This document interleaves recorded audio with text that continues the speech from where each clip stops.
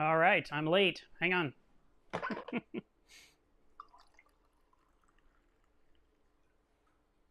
Let me just fill up my coffee, and we shall get started.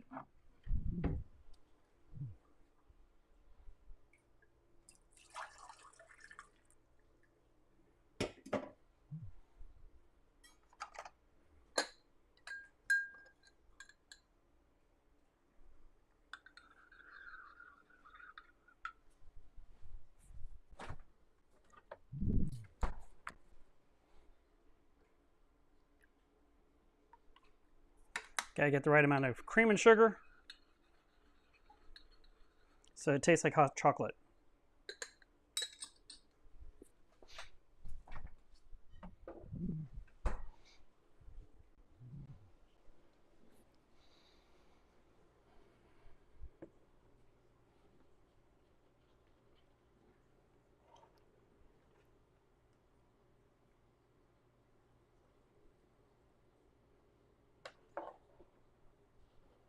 All right, why don't we switch to this camera?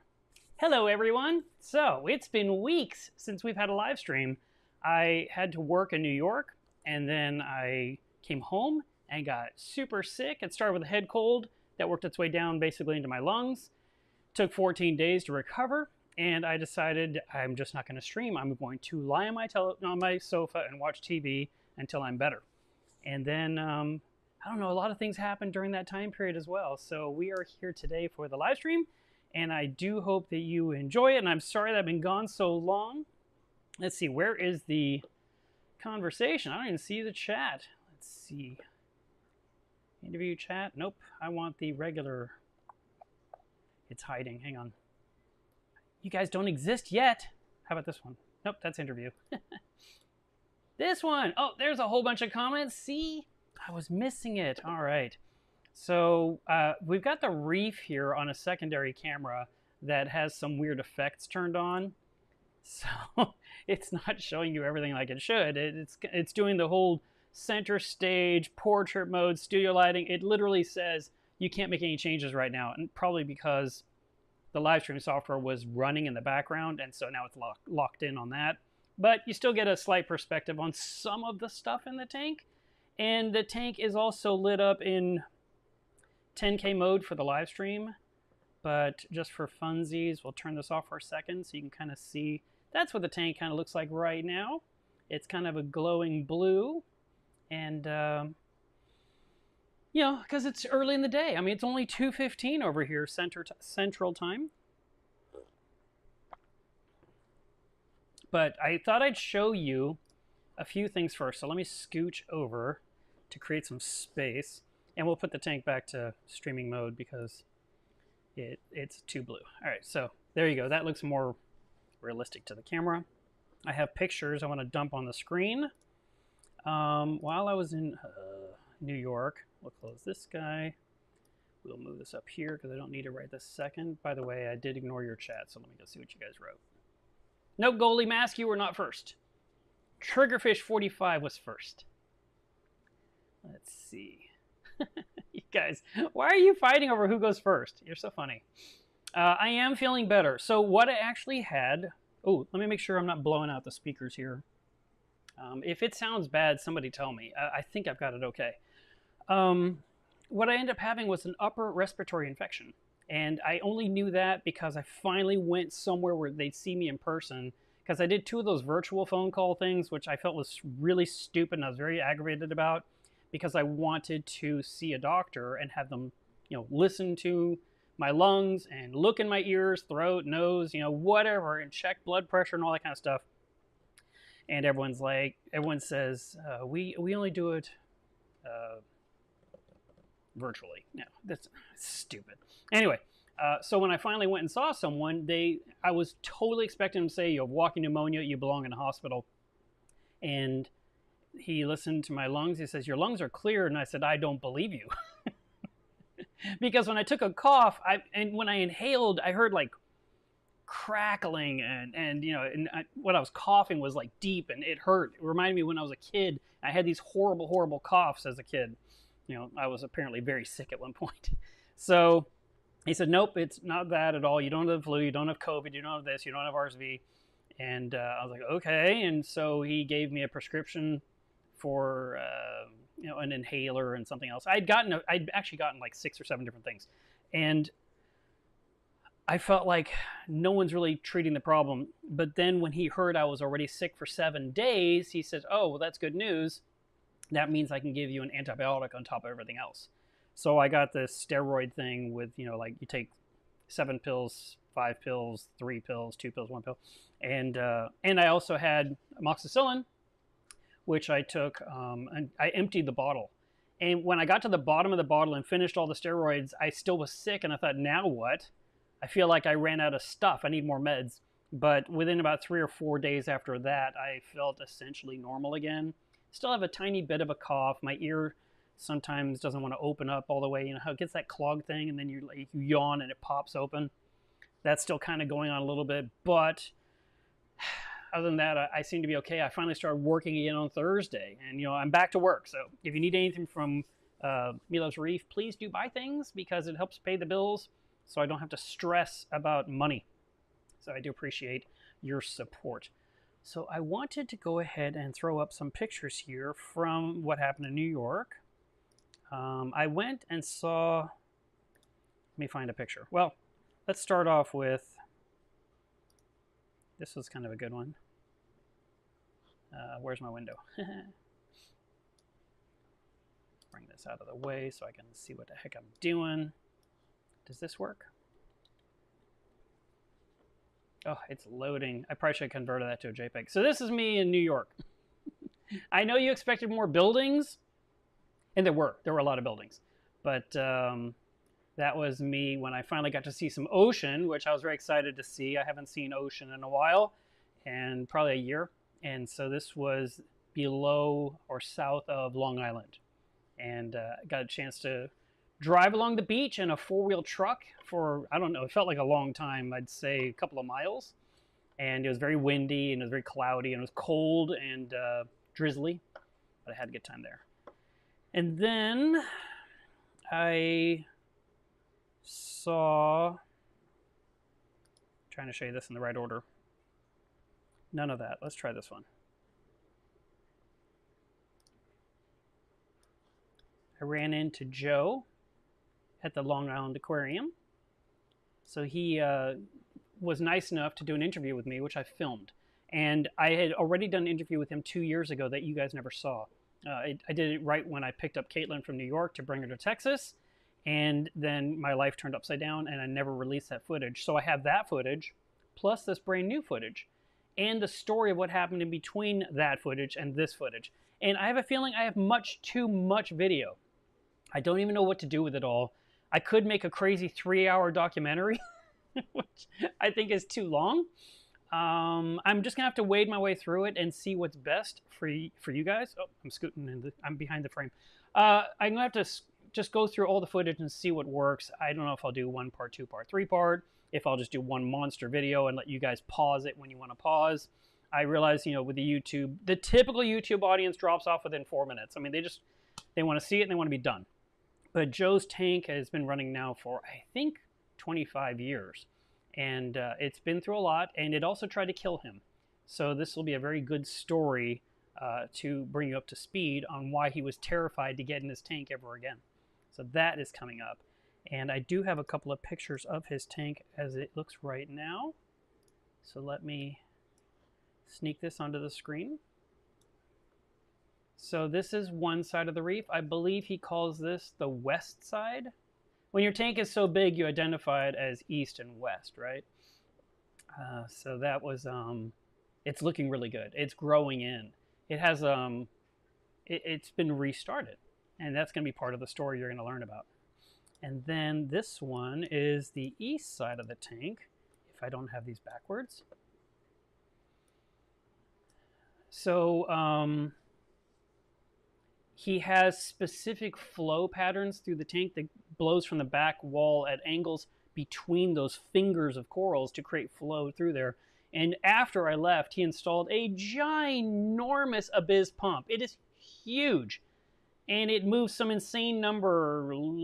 I'm not positive. I think 55,000 gallons an hour, something crazy. And I mean, the flow part is probably about that big around, as big around as my head. And I mean, that's where the water shoots out of this ginormous cannon that must be 2.5, 3 feet long. That's mounted up in the upper corner of the tank and just goes diagonally across everything. And I'm very curious to see how that's going to work out in this tank, you know, to keep sediment under control and keep the corals nice and clean. So that was really neat to see. I wish I'd gotten footage of that, but he added it after I left. I also, I think it's this one. Nope. Yeah, so I went and saw this tank. And I don't know if you guys can tell from that where I was. I'm there with Kat, my friend, who lives in New Jersey. And we are sitting there eating our lunch in front of a reef tank that is something like 9 feet tall. So I'll give you another angle of it so you can kind of say, oh, I think I do know that tank. So here it is. We're blocking the view. And this is Tulio, who also was there at the time. And he was filming a video for Polo Reef. So he said, come join us and be on the video with us. And I said, okay. And so I was basically the beautiful assistant. And I do have one more picture of that tank. Let's see, where is it? The first picture I took when I walked in. So a lot of people, when they walk in and see this tank, they go ooh and ah, and they go gaga over it. And what I did was I walked in and I just looked at it. And I just took it in. So this is, of course, been taken with my iPhone with a filter on the front to kind of block out the blues. And it is really coming along nicely. And I think in about 2 more years, it's going to be phenomenal. So we'll see. It's a work in progress. I also did an interview with Andrew, the owner of the tank. And that footage, actually what I did was I took a few super long videos of the tank. You could basically just run it in the background, you know, if you wanted to have a party and just wanted a reef tank on your screen, you could just run that thing and mute us and put on your favorite music. But I didn't like go around and film clips of it. I just shot like 40 minutes of this angle and 35 minutes of this angle and 40 minutes of this angle and just let it be a stagnant thing with all the activity of the fish. And then, of course, the pretty corals. So you'll have an opportunity to see that. Obviously, I'll trim it down some. I'm just telling you what I shot. And then I was able to zip around inside the building after everything was over. I mean, everyone's going home, and I said, I haven't even filmed the filtration. So I ran back to the back, you know, and started to work my way in, and why can't I think of his name?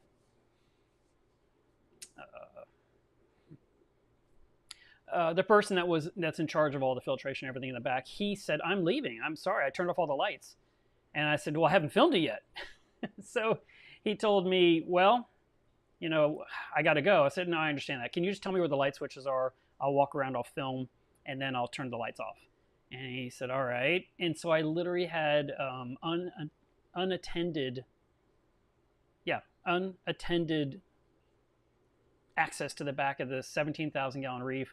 And no one was there with me. And I just got to run around and cause chaos. And so, which I didn't. But I did. I filmed all the things that I saw when I was walking around just listening and learning. And I did a quick walkthrough. So you'll see that in the video. You can kind of, you know, everyone's filmed this tank already. So I'm not really sure what I'm going to bring to the table. But I do hope that the interview style of what we discussed will be something you like. And I do think that maybe my own perspective of how I see the tank should be interesting for you. So, because I will read the article about Andrew's tank in Coral Magazine, I'll watch the videos that are shot on Polo Reef and see how they portray it. And then, you know, someone else will film it and I'll watch their tank, you know, their take of the tank. And I think we all have different personalities and we all see things a little bit differently from each other. So hopefully you guys will enjoy that video when I have a chance to edit it and release it. It would have been great if I could have been making videos while I was sick, but I was sick. I wasn't doing anything. I was exhausted and just a couch potato for 2 weeks. So now the main reason I went to New York was to install 2 or 3 Apex systems and 3 Tridents and all the peripherals. So there's that. I'll shrink that down. And then I also have this picture here. Come on. My computer is like running slow. I wonder if it's doing something in the background. Like, is Time Machine running, you know? Let's see what's happening.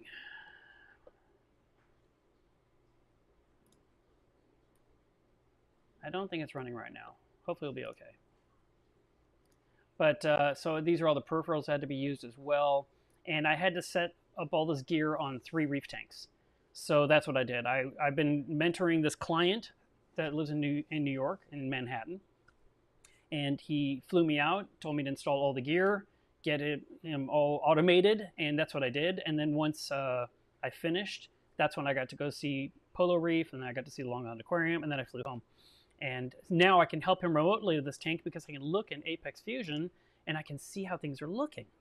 And the other part of that project was not just to take these things and hook them up. That sounds easy, right? But I had to deal with this. And I wanted, this is literally, now we're getting to the topic of what our subject is today for the live stream, and that's to talk about electricity and fires and how to avoid them. Now, this client did not have a fire, but he did have a lot of plugs laying on top of each other, and this was like this under each tank. It was just a spider web of wiring. And that's the problem, is that when we are setting up our tanks, you've got like 2 or you've got 4 outlets in the wall nearby, maybe more, and you have 14 plugs to plug in, and there's 4 outlets. If you're lucky. A lot of people, it's 2 outlets, 1 circuit, right? Or maybe it's a shared circuit with the rest of the room, and they have 14 things to plug in, and they have 2 outlets on the wall, and so they put in a power strip, and then now they have 6, and then they're like, well, what do I do with the rest of the stuff? And so you get another power strip. Well, in this situation here, what you're looking at, there was literally 3 power strips plugged in under the tank, and not just into the wall, but 1 power strip was plugged into another power strip, loaded up, and then another power strip was plugged into a power strip that had just all the Ecotech lights in it. It was insane. And I was, thinking, man, this is so dangerous. I mean, this is a rat's nest. This is the kind of thing that the fire department would look at first, right? Because they want to know if there was a fire, what caused it, and of course they're going to look. And usually it's the power strip that goes up in smoke. And why? Because they're like $5 or $10. They're dirt cheap. They're not designed to last forever. They're definitely not designed for a zillion plugs. And recently, Amazon has been promoting, and a lot of people have been sharing them, these massive, I mean, it's the size of, it's bigger than an iPad with like 21 outlets on it and like 9 USB ports and 1 cord that goes to the wall. And I cannot believe these things exist. I mean, I know why they exist because we all have electronics. And when you think about your day, you got to charge your phone, your smartwatch, your tablet, your spouse's phone, their watch, their tablet, your kid's tablet, and then you might have a lamp plugged in too. And so you've got like 9 or 10 things, and a lot of them are low voltage or low wattage, I guess I should say. They barely pull any power, but they all need a spot to plug in. So they're making these ridiculous power banks, and someone may think, I can throw that under my aquarium. That's perfect, and it's so dangerous. So that's just one picture. Let me get that off the screen here. I'm having a problem with enough space on my screen today. I really need a second monitor really badly. All right, because I'm shoving things around here to make it work. Here is another photograph. This one here, let's see, I want to show you a good one. Showed you this, showed you this, showed you this. Maybe that was the only one I saved of that. So here it is starting to be cleaned up.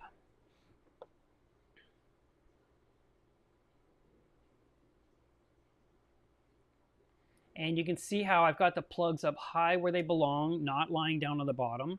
And actually, you can sort of see it on the far right here, near my ear.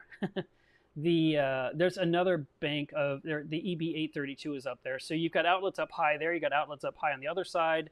And any kind of controllers were mounted on the side of the cabinet walls. The power bricks were put on the floor, but they're kind of, they're in a row. They're not laying on top of each other where they can heat each other. I'd really like to see them on a shelf system stacked and maybe mounted to the cabinet as well. And all the cords were bundled up and zip tied together to make them easier to navigate which cord goes to what. A lot of them were labeled, which was good as well. And everything was inspected as I went. Matter of fact, I found some power cords going to one of the radions. It was all twisted up in a ball. And when I cleaned it all up, I found a bunch of bare spots, which I'm thinking like a mouse or something was gnawing on the rubber and had exposed some. So while I was there, I wrapped those exposed spots as I put it up, thinking, these need to be replaced. But in the meantime, it's safer than it was before I got there. And I've got this picture here. Yeah. Here's a couple of tridents that I installed for 2 tanks that are standing side by side. And this is new for the client. He has not had the automated testers. He's been using test kits. So he's really enjoying that. And underneath it is the jug of RO water for top off for one of the aquariums. And then I have one more picture to show you. So this is a different tank. And this one was even worse. So again, you have the jumble of wires. Let me see if I'm going to scoot this over and lift it up. So you can see all the wires again, and there you've got a power strip there in the bottom. You've got a power strip lying on top of it. There is another power strip here in the back. Just really bad. Now, the reason this is so, and plus there's a UV that's there. And if the UV were to spring a leak, it would fill this cabinet area with water, and you would hit 3 power strips, not just 1. And you can see, this is the dry area of the stand. So you've got an area under the aquarium where technically it should stay dry, other than there's a device that has water flowing through it. But it's not like it's a wide open area, there's a door in the front. I mean, it should stay dry if it wasn't for the UV, right? But the thing is, all the outlets are on the bottom, facing up with stuff plugged in. So if water were to come out, of course it's going to go into those outlets, which can cause a fire. And we want to avoid that. So I went ahead and I cleaned all that up as well. And but the reason I said it was worse, and I'm going to show you right now in this picture what I did to fix it. So first I'm going to make the picture huge. You can see here is the EB832, and the brain and the heater controller are now mounted at the top of the cabinet. And then I took the Vortec drivers and put them on the wall where they belong. They were in a different spot. I just cleaned it up. And then here in the back, you can barely make it out. So on the bottom right of this picture, there's a white thing with 2 black plugs sticking out of it. That right there is a power supply, like a power brick. But what happened was, when this tank was installed, there was an outlet near the floor, and I would say probably 6 inches off the floor, because it's an old building, and so outlets are really close to the baseboard. And then whoever did this, they plugged in that power brick, this white thing with a cord that's 6 feet long. They plugged it in, and then they pushed the tank completely against it to where you can never remove that outlet ever again. You cannot get to the plugs behind. And then they installed the sump, and they hooked up the plumbing, and there's a back on the back of the stand. So physically, the outlet is behind solid wood of the stand, and then a sump made of glass full of water in front of it. So you can't even get behind the sump and cut out a hole to get to that plug. It's not possible. You'd have to remove the sump. And I was there to install the Apex, and I want to plug in the 832, the power brick with all the outlets. I want to plug it directly in the wall, not into a power strip, because the power strip is a point of failure right now, and it's old and it's used, and it had had a ton of things plugged into it. And because I could not do that, I told the client, I said, I think you should just wait until you move to your new location, and at that point we'll just install this. And he said, well, what else can you do? And I said, well, we can plug it into the white power supply and eliminate all this other stuff. And he said, okay, yeah, do what you can. And so that's what I did, was I went ahead and I cleaned up everything. I took that power supply, extension cord, what do we want to call this thing? This power brick thing, no, that's the wrong terminology. What am I looking for? the it wasn't like a normal power strip because it was larger with, I don't know, 4 or 5 outlets, a bunch of USB ports on the side. Anyway, what I did was I used 2 outlets on it for 2 of the EB832s, and then I put duct tape over every other outlet, and I put duct tape over all the USB ports, so if any kind of water were to splash, there's no holes in that thing. And then I mounted to the back of the stand, so that way you can see it there at the bottom, just sitting there, in a best way I could figure that if water were to somehow happen, we're limiting the risk, right? And then the EB832s were put up high on both sides. All the power cords are plugged in there. The power bricks were lined up again. The UV was arranged as best I could to keep everything safe-ish. And then at the very bottom, I think I have one more picture to show you. And this is an important one. If you don't have, yeah, I do. If you are trying to make sure your house does not burn down, and you're thinking about saltwater and electricity, right here in the center of the picture is an orange thing that's gray. And that is a leak sensor that you can purchase that goes with the Apex. And the same with Hydros. I mean, whatever controller you're using, if there's a leak detector, buy it and use it. And I put it directly under all the electric, and I actually put it as close to the UV as possible in case the UV were to leak. Now, here's the thing. When it's time to work on that UV and do maintenance, the first thing he's going to have to do is turn it off and then disconnect it. And when he's pulling on it, there's a good chance water is going to come out. And he's going to have towels down to protect everything because it's just a really bad spot for a UV, to be honest. But at least if there is something that happens, you know, with Murphy's Law, there's a leak detector there to immediately notify him via Apex Fusion and put a notification on his phone, on his assistant's phone, to say that there's a problem, and he knows that it's the aquarium at his house. So this is part of what I was doing while I was in New York. I actually spent about 20 straight hours, physical labor hours, just on my knees, working on these tanks, cleaning up everything I could, organizing it, mounting everything, programming it all, getting the Tridents hooked up and operational. And it was a whirlwind trip. I mean, there was a lot to do. But when I got home from the trip, let's see, do I have another picture here to show you? I think that's it for the photos. Yeah. So then when I got home from the trip, there was a notification that Richard Ross and Terrence Fugazi were going to do a video, and you know, everyone needs to tune in. And I don't know if you watched it or not. I don't know if you heard anything about it. But during a 30-day period, Terrence's mother had died, who he deeply loved, and you know, and he really, don't take this the wrong way, but he worshipped her. Okay, I mean, he really put her up high. She was the most important person in his life, basically. He was doing everything he could to take care of her in her final years, and she died. And then within a couple of weeks, while Terrence and his wife were dealing with the grieving, and they travel in a motorhome across the U.S. and they film different saltwater things, you know, different events and different companies and so forth. While they were in the motorhome, the aquarium in their home caught fire. The 450-gallon tank literally had a fire underneath it. And it was, I don't know what caused the fire, but it made me think we need to check our electrical. So that's why we're talking about this today. So the fire happened under the tank. It kept burning and burning and burning until finally the tank exploded and flooded 450 gallons of water throughout the entire house and turned off power to most of the house. I mean, it was an epic failure, right?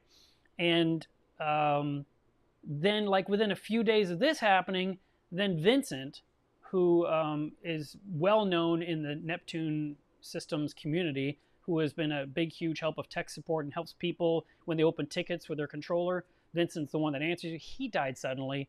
So Terrence lost his mother, his reef, his home, and a good dear friend of his who he'd been filming with for many years, as well as working side by side, and who had helped him with his own tank back in the day. A lot of bad things happened, and so they did like an hour-and-a-half stream talking about all these things, and you know, there was a lot of footage of just the tank sitting there completely smoked out and a huge charred spot underneath. Now, what was interesting to me is that there was no water under the tank, because you know, no sump, nothing that has to do with filtration under the tank.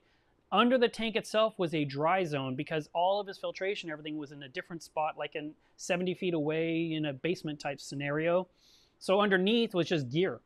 And I don't know what caused the fire, and I'm assuming some kind of aquarium gear caught fire, but I don't know that. And so this is the point I'm trying to make with today's video, because I think it's really important. No matter how long you've had your tank running, and I've had my tank running behind me now for over 9 years. When I put up this fish room behind me, I did the work in 2010, 2011. It has literally been over a decade, and it's time for me to go through the entire room from the ceiling to the floor and look at everything. So let me explain what I'm going to do, and I want you to consider what you can do to protect your home from catching fire, because we do plug in a lot of crap around our aquariums, and then we just assume it's working because it's on, okay? But things are smoldering, and things are getting salt creep, and things are getting damp. You have humidity issues in your home from all the water. So what I'm talking about is literally taking off the cover plates off the walls and looking in those receptacle outlets, you know, those boxes, and look at the outlets themselves and see if they're turning green, see if they are looking burned, you know, just really inspect those. Then once you know all the outlets in the walls are safe, ceiling lights too, everything in the room that's electrical, you should open it up and take a look. Then you should look at every single thing you plug in, from the plug all the way through to the other end of the cord. Okay, so if you have a 6-foot cord that's plugged into something, like a power strip or an energy bar or a Wi-Fi bar or a smart plug, you want to look at that. You want to follow it to the brick. You want to take it apart from the brick and look at both ends. Make sure inside it is clean and dry. Make sure the other end is clean and dry. Plug it back in. Follow that wire. Look for any defects, any kind of nicks or rubber that's been cut or worn away or kinked or cracked. And you want to follow that all the way up to what? A power head, a light fixture. And you want to study the light fixture. You want to look at it and see if there's a reason for that light to overheat. You want to see if there's any reason that salt water could get into an opening of any kind. And you do that with every single electrical item. Then you want to look at your power strips too. Are they super old? Are they, they're still working fine, right? But could you replace them with some new ones? Could you get some better ones? If you have a UPS that's used as a battery backup, take a look at it. Maybe unscrew it and look inside to see if everything inside looks clean or if it's starting to get salt creep inside. If you have the DJ power strips, I've had DJ power strips forever. They are super old. I've probably had mine that I'm still using since 2005, 2006. So what is that? 17 years. So back in 2010, when I was building the new room for this tank, I actually opened up the DJ power strips. I took off the 4 little screws, I opened it up, and I looked at all the outlets inside, and I saw one that was really cooked. And that was one that had a 400-watt metal headlight plugged into it. So I went ahead and I removed the cooked wires that were bad, and I put in new wires, and I now had a nice safe outlet again. But I only knew that because I opened it up and looked inside. And if it's time to just get a whole new one, you just get a new one. But you want to make sure you're checking everything to make sure nothing in your system can catch fire or trip a breaker or do worse, right? So I'm trying to think what else you need to open up and look at. But I mean, literally every single thing you got, you should double check it and make sure that everything's clean. And then as you're putting things back, coil them up, zip tie them together, use the Velcro straps to tie them together into nice clean bundles. Make sure that this stuff can stay as dry as possible. Make sure that all your wires are labeled so you know what goes to where. I mean, this is a great time for cable management as well while you're doing this huge inspection. But if you see anything that gives you reason to doubt, that gives you concern, remove it immediately, replace it as soon as you can, and get yourself stabilized again, you know, with the ecosystem so everything's running up correctly. But it's really important to go through and really study things. And then, of course, while you're studying everything else, study your tank and look at all the seams to make sure they still look healthy and intact. And if you see an area of your tank you're worried about, take a picture. And then, you know, wait a week, wait 2 weeks, take another picture and compare the 2 photos side by side. Has the issue that you feel you found, has it progressed and gotten worse? Is it a potential leak spot that could fail? And you know, you're really going to have to look at everything. Now think about, there's a lot of different scenarios and I can't possibly cover them all, but anywhere where you do something that moves the wire regularly, you should definitely check that one as well. So if you have anything mounted inside the cabinet doors that you swing open, as you swing it open, that wire is stretching or bending or even getting kinked in between the wood and the frame and could be pinched. So you want to make sure nothing like that is happening. If you have lights in a canopy and you lift the lid and the wires are being pulled, is there anything that is rubbing and making a bald spot? And then you also want to make sure that where the wires come down from the tank, that they have what are called drip loops. And what that is you have the wire come down and then it hooks back up and plugs into something. So if water were to travel down the wire, it would just drip onto the floor. It would not be able to follow its way directly into an outlet down below. Also, the outlets on the wall, you can shield them. There's different methods. One of the simplest ones is to get a cover at Home Depot or Lowe's or Amazon that is a hinged cover, and you would remove the center screw from your outlet cover plate. You'd put this thing on there with a top over it. You'd put your plugs in and you'd fold it and shut it, and it's got weather stripping inside, and it's literally designed for outdoor outlets so that if water were to hit it, it can't get those out, the cords wet. And you could do the same thing with your wall outlets if they're near your tank and you're worried that the tank will overflow and splash down and hit those. You can also mount a small shelf made out of wood or acrylic or anything 3D printed and screw it in the wall above to make a splash shield. So if water comes down, it hits that while the outlet underneath stays dry. Now, it's not going to be 100%, but it'll deflect most of it. And that's the best goal, you know, the goal, some kind of a gutter system to divert the water away from possibly getting into your electrical stuff. Let me switch cameras here for a second. I need to let Jack go outside. Jack, come here. She is definitely restless and needs to be outside. Come on. There you go. In a minute, she'll say, let me back in. There's my Achilles. I wish it wasn't trying to do portrait mode. It's making half the video blurry for some silly reason. I wonder if I stood behind there if it would suddenly come into focus. It's probably looking for a human face. Okay, so that was the content. I really wanted to emphasize how important it is for you guys to do a complete top to bottom inspection of your tank to make sure everything's safe. Because I don't want to read stories about how you lost your tank or how there was a fire or how you lost livestock that you've had forever that you cared about or that you lost your favorite fish. You know, these are the things, this is part of our job. You know, when you're setting up the tank, you're super excited, you're plugging everything in and you can't wait to enjoy it. And you say, I'll take care of that later. Well, now, later is now.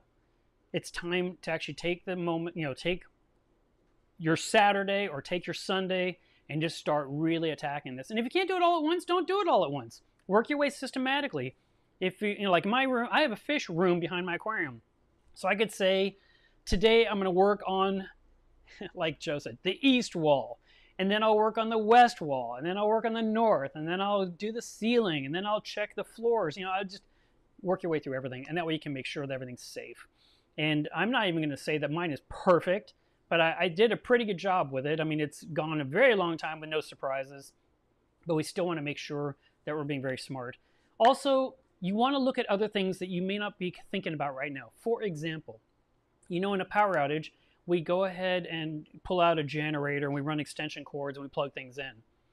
Might be a good time now to check your generator, make sure it's in tip-top shape, that there's no wear and tear on it, that there's no damage to it, so that way it's good when you need it. As well as check those extension cords you're using. Do they have, you know, are they pulled apart? Are they frayed? Have they been pinched in doors you close behind you because you're trying to keep the fumes outside and, you know, you put a dent in the cable? You know, we want to make sure everything is good in that scenario. Definitely inspect heaters. Heaters are huge culprits for failure, and you want to look at the entire thing. Is there moisture inside the glass tube? Is there cracking near the top? Is it loose? You know, because that's a huge point of failure, and it may not start a fire, but it could definitely still create electricity in the tank that could affect you and could affect the livestock. So I want to make sure that your heaters are nice and safe, and if it's time to replace one, just do that. Yeah. That's pretty much it. And if there's things I've forgotten, feel free in the comments to say, and check this.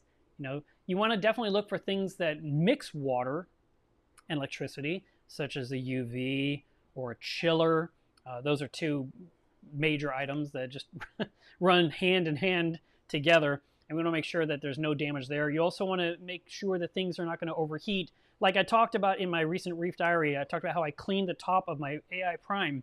I see a lot of people say the AI Prime, I don't know if it melts or scorches or some of the LEDs burn out, but it's going to be because it overheats. So I took a toothbrush that had really stiff bristles and I brushed the screen off really well. And last month, I brushed the screens off the top of the 3 Sky that are over my tank to make sure, because they were just coated in a white dust. It was like a circle of fuzz. It was like, wow, because I hadn't looked at them in over a year. So I got up there and I brushed them clean. I need to take an air compressor or the compressed air cans like you use to clean out a keyboard and blast those nicely and make sure that they're completely pure, because I don't want the lights to overheat and cook themselves and create a fire. And so you want to do things like that as well. We want to make sure that everything is super safe. If you do own a chiller, many of you do, there's a screen you're supposed to pull out and clean. I'm pretty sure you're supposed to clean it frequently.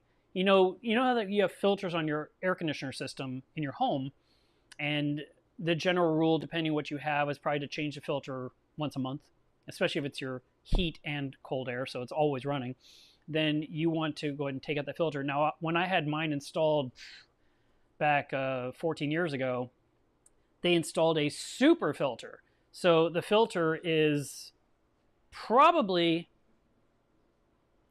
I'd say it's probably about that long. And it's about this wide because it fits in the closet. And it's this tall, and it's pleated. Actually, it's pleated this way because there's like a zillion pleats. And that one's a 6-month filter. And because it has so much surface area, it can literally go 6 months. And it's a really good filter because it traps everything, including the pet dander and all that kind of stuff. And so I buy those filters, 4 or 6 at a time. And then I have enough on hand for like the next 2 or 3 years. And they worked out really, really well for me.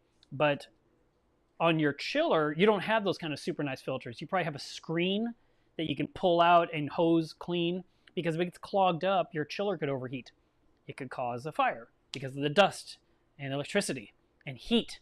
So we want to make sure we're not going to have anything that can create damage to your home or to your livestock. And you don't want your equipment to fail prematurely because it's overheating. Okay. One more thing to keep in mind is that those power bricks, like I mentioned before, they each of them get hot. And if they're sitting inside an enclosed cabinet, they're not going to cool off very well. And if they're stacked on top of each other or glued together, some people use Velcro to like stick them as a group, they're literally heating each other and ruining their lifespan because they can't vent properly. I do make an acrylic power brick holder, and you mount that with 2 screws to the cabinet, and then you put each brick on its own shelf with some airspace around it, and there's a Velcro strap for each one to hold it so it won't fall off the shelf. And this is a really good way to let that heat dissipate somewhat without sharing the heat from one power brick to the next power brick. And again, that gets those outlets, because the power brick has a big plug on the side. Again, it's lifting that up off the bottom of the stand, up on the wall of the stand, so that way if water were to flood inside the cabinet, it wouldn't just rise up and short out all those power bricks, because the power bricks are safe.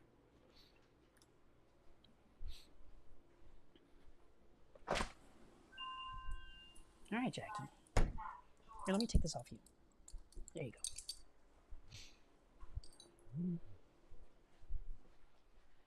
So if you have any questions, now is a great time to start asking them.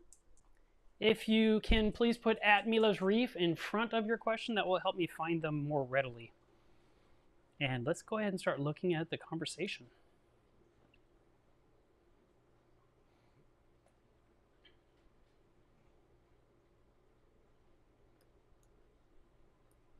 I'm looking at the chat right now. Finally!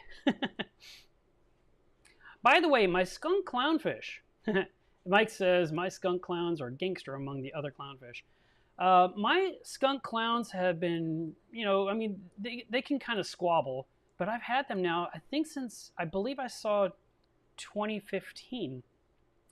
So I've had them now for 8 years or 9 years, maybe it's 2014. I've had them for a super long time, and I still have all 11 in the tank, which is pretty exciting. Thank you, Rick. I really appreciate that. You're too good to me. He says the tank looks great. Here, I'll switch this one. And my streaming software was recently updated to the new 4.0 version, and I was really worried it wouldn't run correctly. And so I'm kind of getting used to some of the changes they made. They've rearranged themselves, and they've hidden some things for me. I'm like, okay, where did this go? But I'm hoping I can start implementing more of what they have designed so that we can have some nice features. I really like it when I can prepare scenes in advance, and I can just go ahead and go through those scenes, because then I can just I'm not loading the pictures into the screen one at a time like I did today. I thought I'd have enough time before the show started, and I didn't.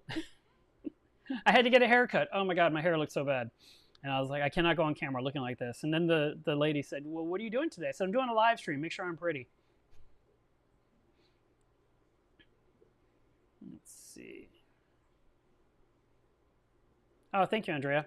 So yes, Mila's Reef has all kinds of goodies. Matter of fact, I had someone just recently say to me, I am thinking about getting such and such. I said, well, if you need it, let me know. And he says, oh, I forgot you sell things. It's a secret. Don't tell anyone. Don't let anyone know that I sell things.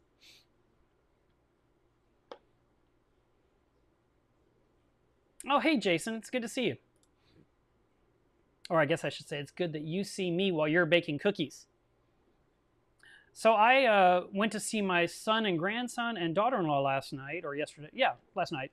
And it was nice. And then she actually baked something for me that she took directly out of the oven. We put it in a box, and I put it in my car, and I drove home for 2 hours so I could have it for breakfast. So you know cinnamon rolls. She saw one of these videos probably on TikTok or, Tasty. Remember those? They used to do the Tasty videos on Facebook, and it showed you like how to make some really cool thing in like 3 minutes or less. So she took these giant cinnamon rolls, and she put them in a pan, and then she poured heavy whipping cream all over it to about this deep. And then she put a stick of butter in there, and she put some more sugar and cinnamon, and I don't even know what else. And then she put the whole thing in the oven, and the cinnamon rolls became super cinnamon rolls. And then she made the icing. You know the icing it usually comes with? It's like a little tray, and you warm it up, and then you drizzle it over the top. Nope, she took 2 bricks of cream cheese, put it in the KitchenAid mixer, and let it just whip itself up. And then she added, I don't know, sugar and some other stuff. And then she created the icing, and then she covered it. So it just looked like one big white, messy, drippy looking thing. And this morning I took it out of the fridge, and I took out one, put it on a plate, and stuck in the microwave just to get the coldness off, to warm it up a little bit. And one filled me up.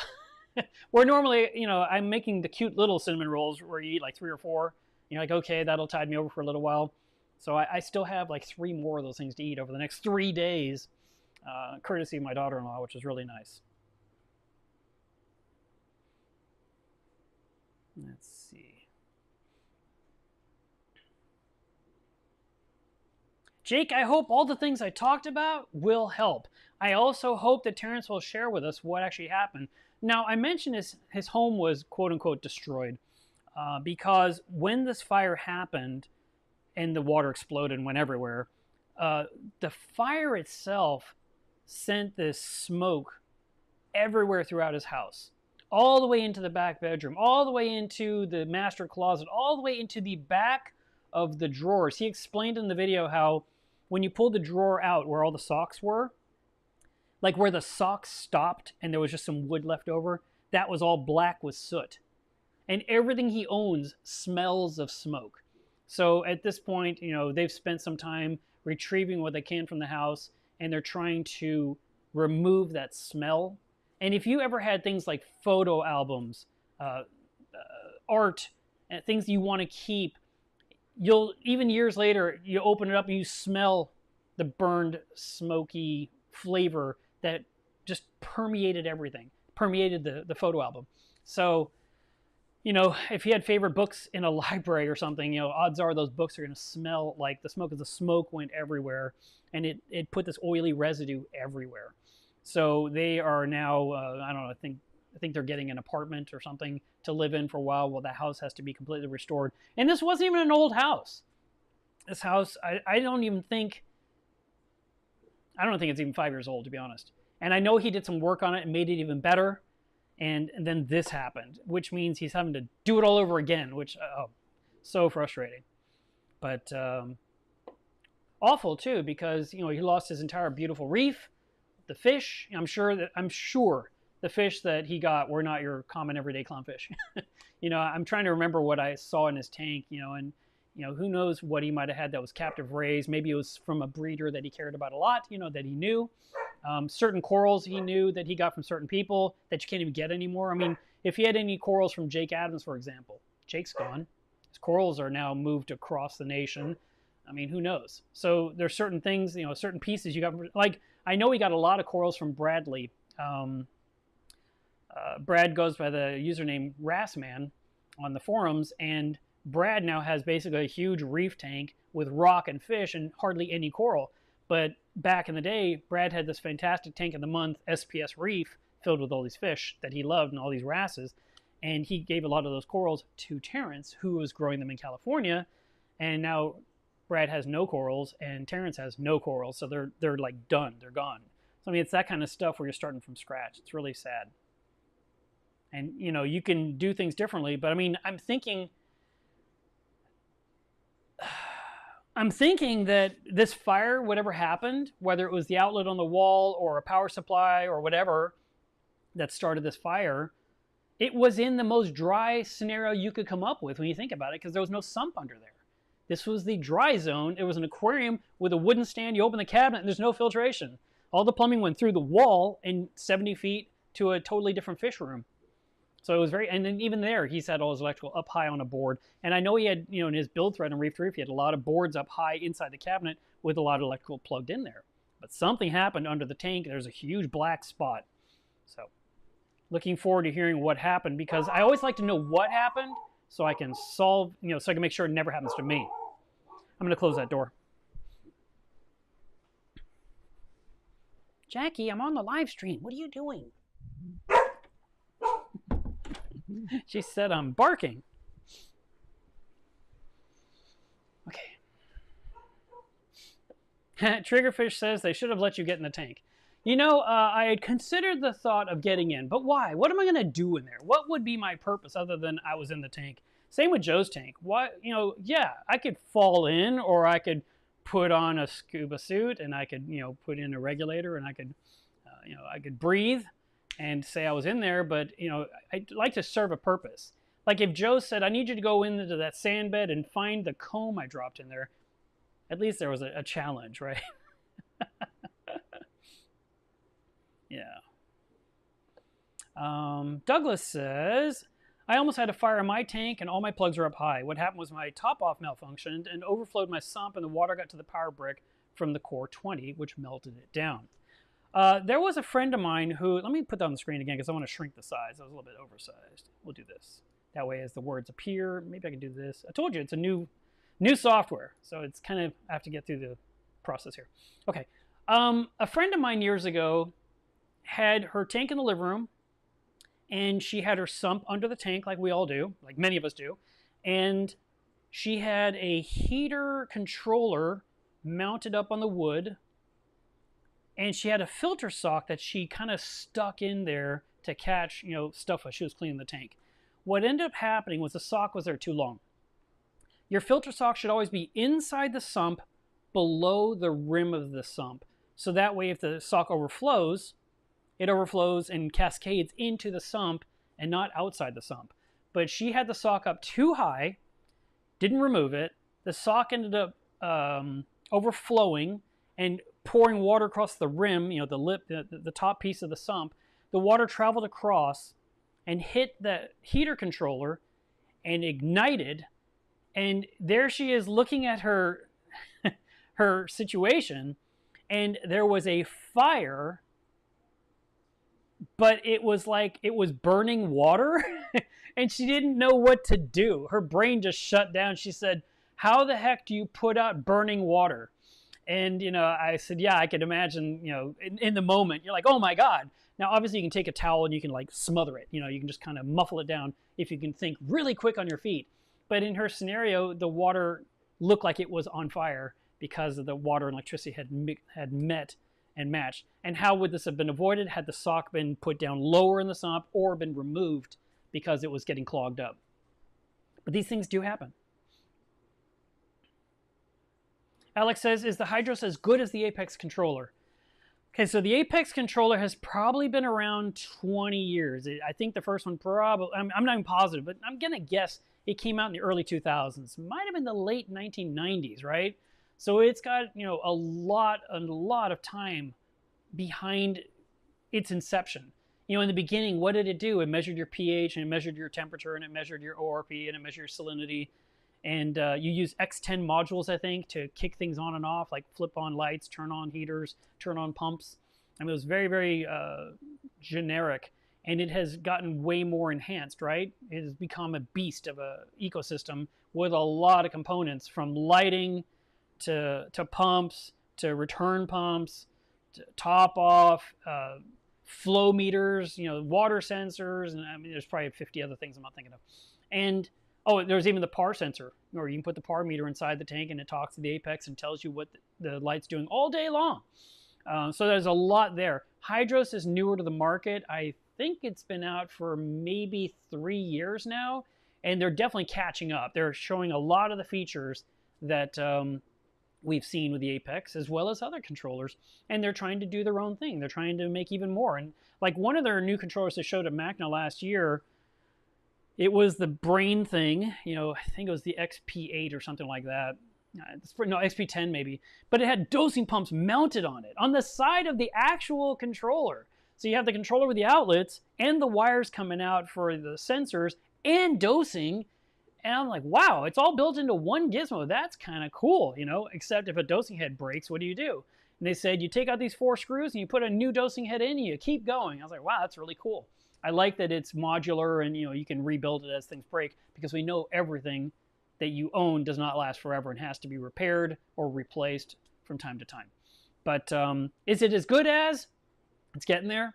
I would not say they're equal, but that's not me putting them down. They're catching up, and just recently they did a big software change that changes how the graphing is.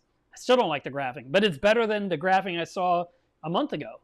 And but I'm totally in love with the graphing I see inside Apex Fusion.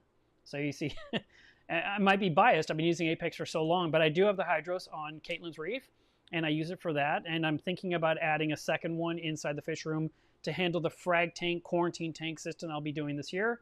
And maybe get the Kraken, which is that battery backup system, possibly, to help keep like the Abyss running when there's a power outage, because that is the one pump, that's my return pump, that currently cannot run if the power blinks out. I have all my Vortex and Vectras on battery backup with that battery array that I built a year ago. But the Abyss, which is the heart of my tank, my return pump, it's just off. And I would much rather have that thing running on a battery too. So if the Kraken will let me keep the Abyss running, that would be awesome.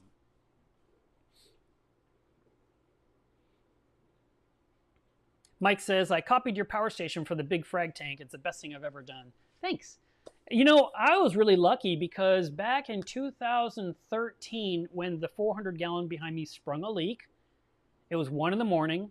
I was about to go to bed at a decent hour, which 1 a.m. was decent. And I heard the sound of water hitting concrete, and I said, what is that sound? I mean, the whole room was dark. I was sleepy. I wanted to just turn off my TV. I probably fell asleep watching TV. So I just wanted to turn off the TV and walk straight into my bedroom and pass out. But I heard the sound, and I didn't want to turn on any lights. So this room was dark as could be. And the only light that emerged in the room were the little LEDs on like the Vortex drivers to give you that little pulsing light, that dim blue glow or red glow or whatever color LEDs were lit up. Just enough to not walk into something, right? You just saw the silhouettes and shadows. And so I walked through that doorway over there, and I'm looking like, what is the source of the water? And my thought was the frag tank was overflowing, because I used to have a small frag tank sitting on top of my power station. Everyone said that's stupid, and technically it was. But I set it up, years ago, and I had it set up in a way where it could not overflow. But Murphy. Murphy says, oh yeah, really? I think I can find a way. But I had it set up to where even if it did try to overflow, there was a shelf underneath that would make the water drip off the outside edges of my power station. The outlets on the wall had the plastic covers I talked about, so they were safe. I mean, really, I wasn't concerned about that tank. But since I heard this water, I thought, oh my God, this tank is overflowing. And so I'm looking in this dark room. I'm sleepy.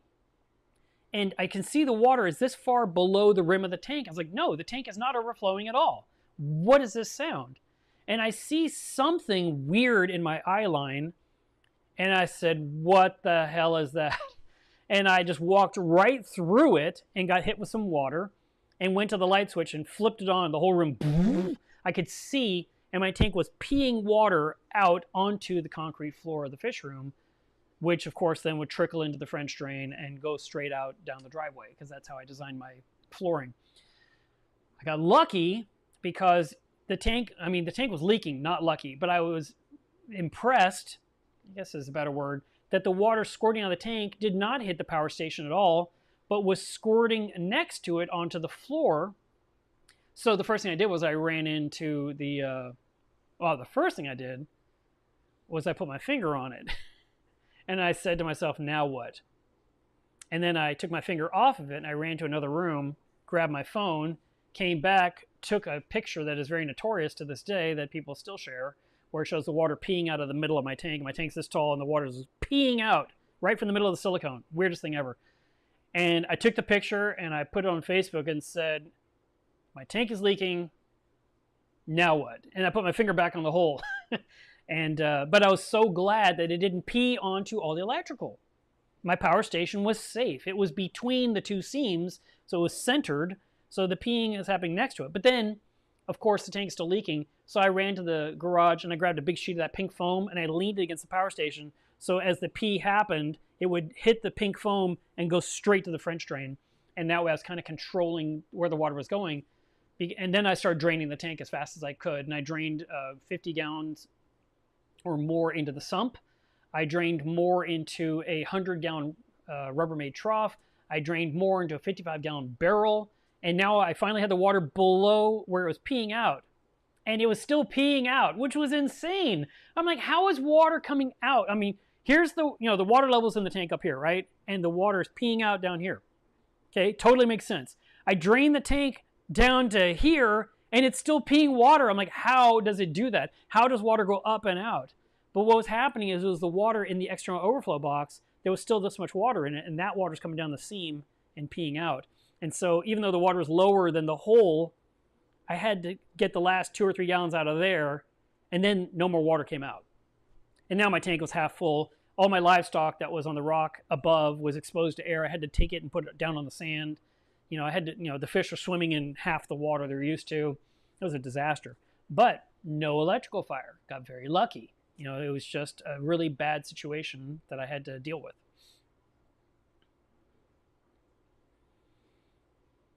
I agree with you, Reef Keeper. I think that the power bricks need to have their shelves.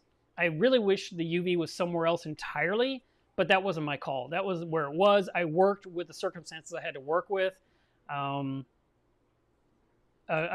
maintenance company there could possibly deal with that. They could figure out something. But yeah, I don't like that it's where the electrical is. And I agree with you.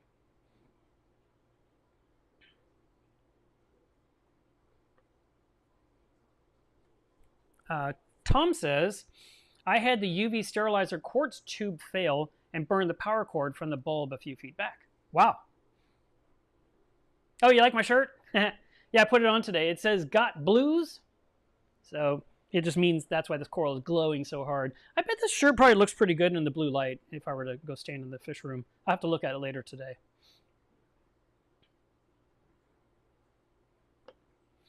John says, I had a Phoenix titanium heater catch fire where the cord runs into the top.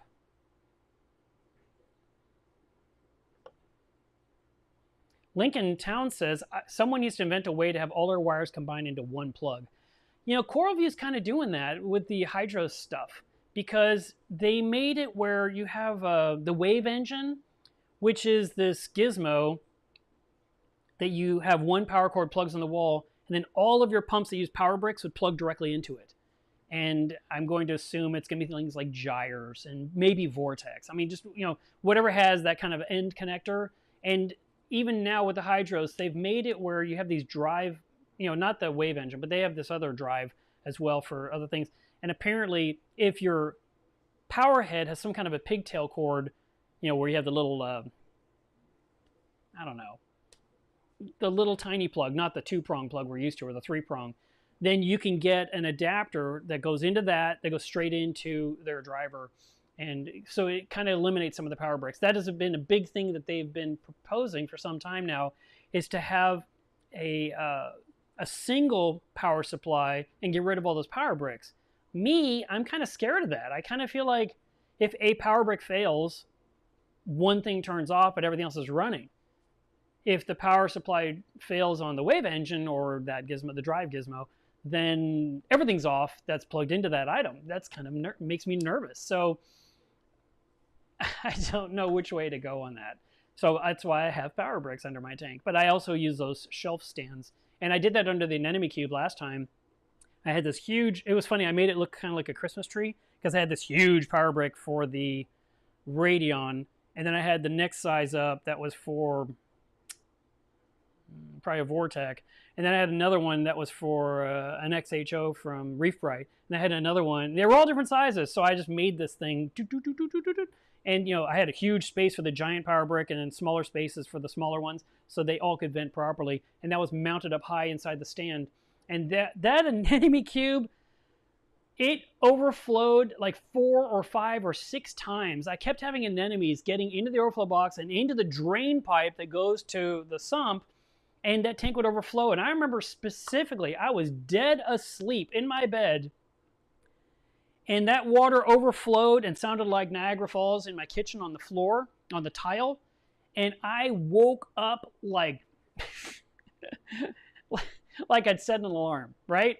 The water overflowed. I just sat straight up. What does that sound? Ran into this room, and the tank is just doing this, just pouring water down all 4 sides, shooting down. And all my electrical is under the tank inside a dry zone, but there's these sheets of water falling around all 4 sides. I'm like, how do I reach into the middle of that to kill the power?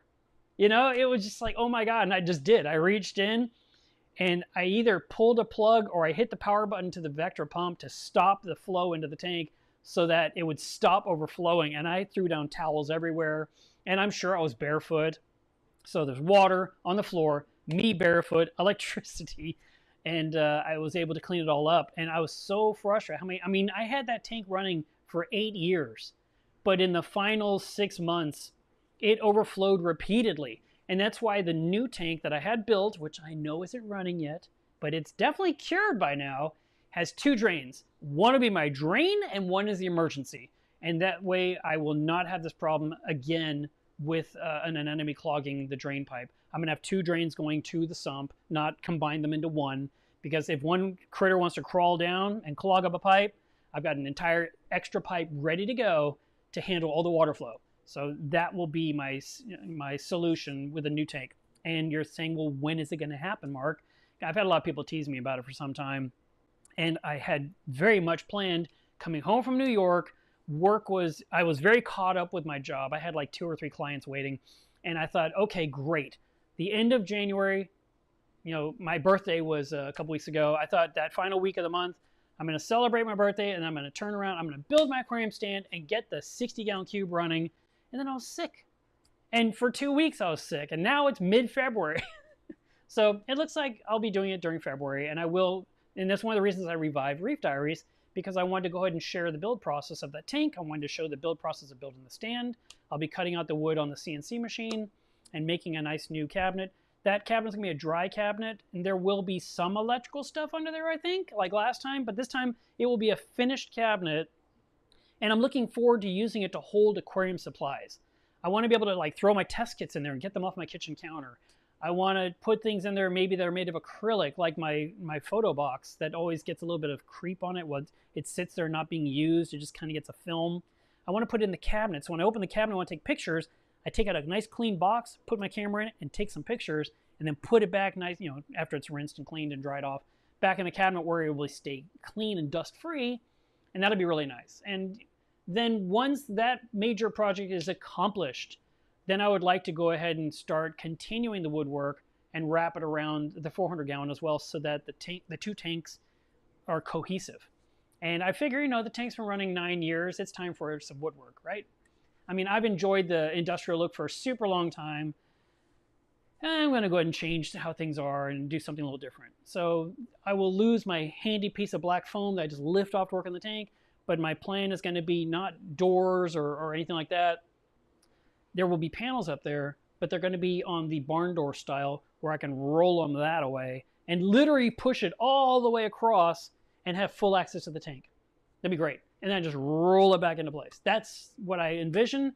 Hopefully I can build what I'm dreaming, and it'll be amazing. That's what I'd like it to be.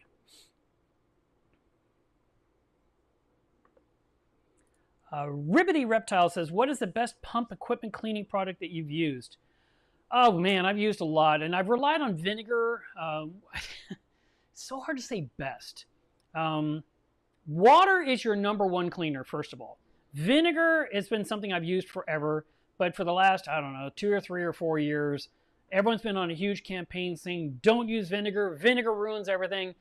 Well, somehow I made it 15 plus years with vinegar without ruining everything. There is the occasional thing, like, for example, I wasn't the only one to do this. I had a Rio pump that was sitting in vinegar for a long time, like weeks. Just sat there. It needed to be cleaned. It was soaking. I kind of forgot about it. And it destroyed that thing. It just ruined it. But it was in it for weeks. It wasn't your normal soaking for a few hours or soaking overnight. Another club member years ago, he put a pump like a Rio also in a bucket of vinegar and stuck it in the garage. And it was months later. And the thing did a slow motion explosion in the vinegar. And it looked like lichen, or those weird things that grow on the sides of trees that almost looks like a cauliflower. The whole thing had just bulged out, and like I said, it looked trying to think what I could compare it to. It almost was like an atomic bomb had gone off. That cloud that emerges like a mushroom, but it was solid. And he was like, "Oh my God, I forgot I left this in vinegar, and it's completely destroyed."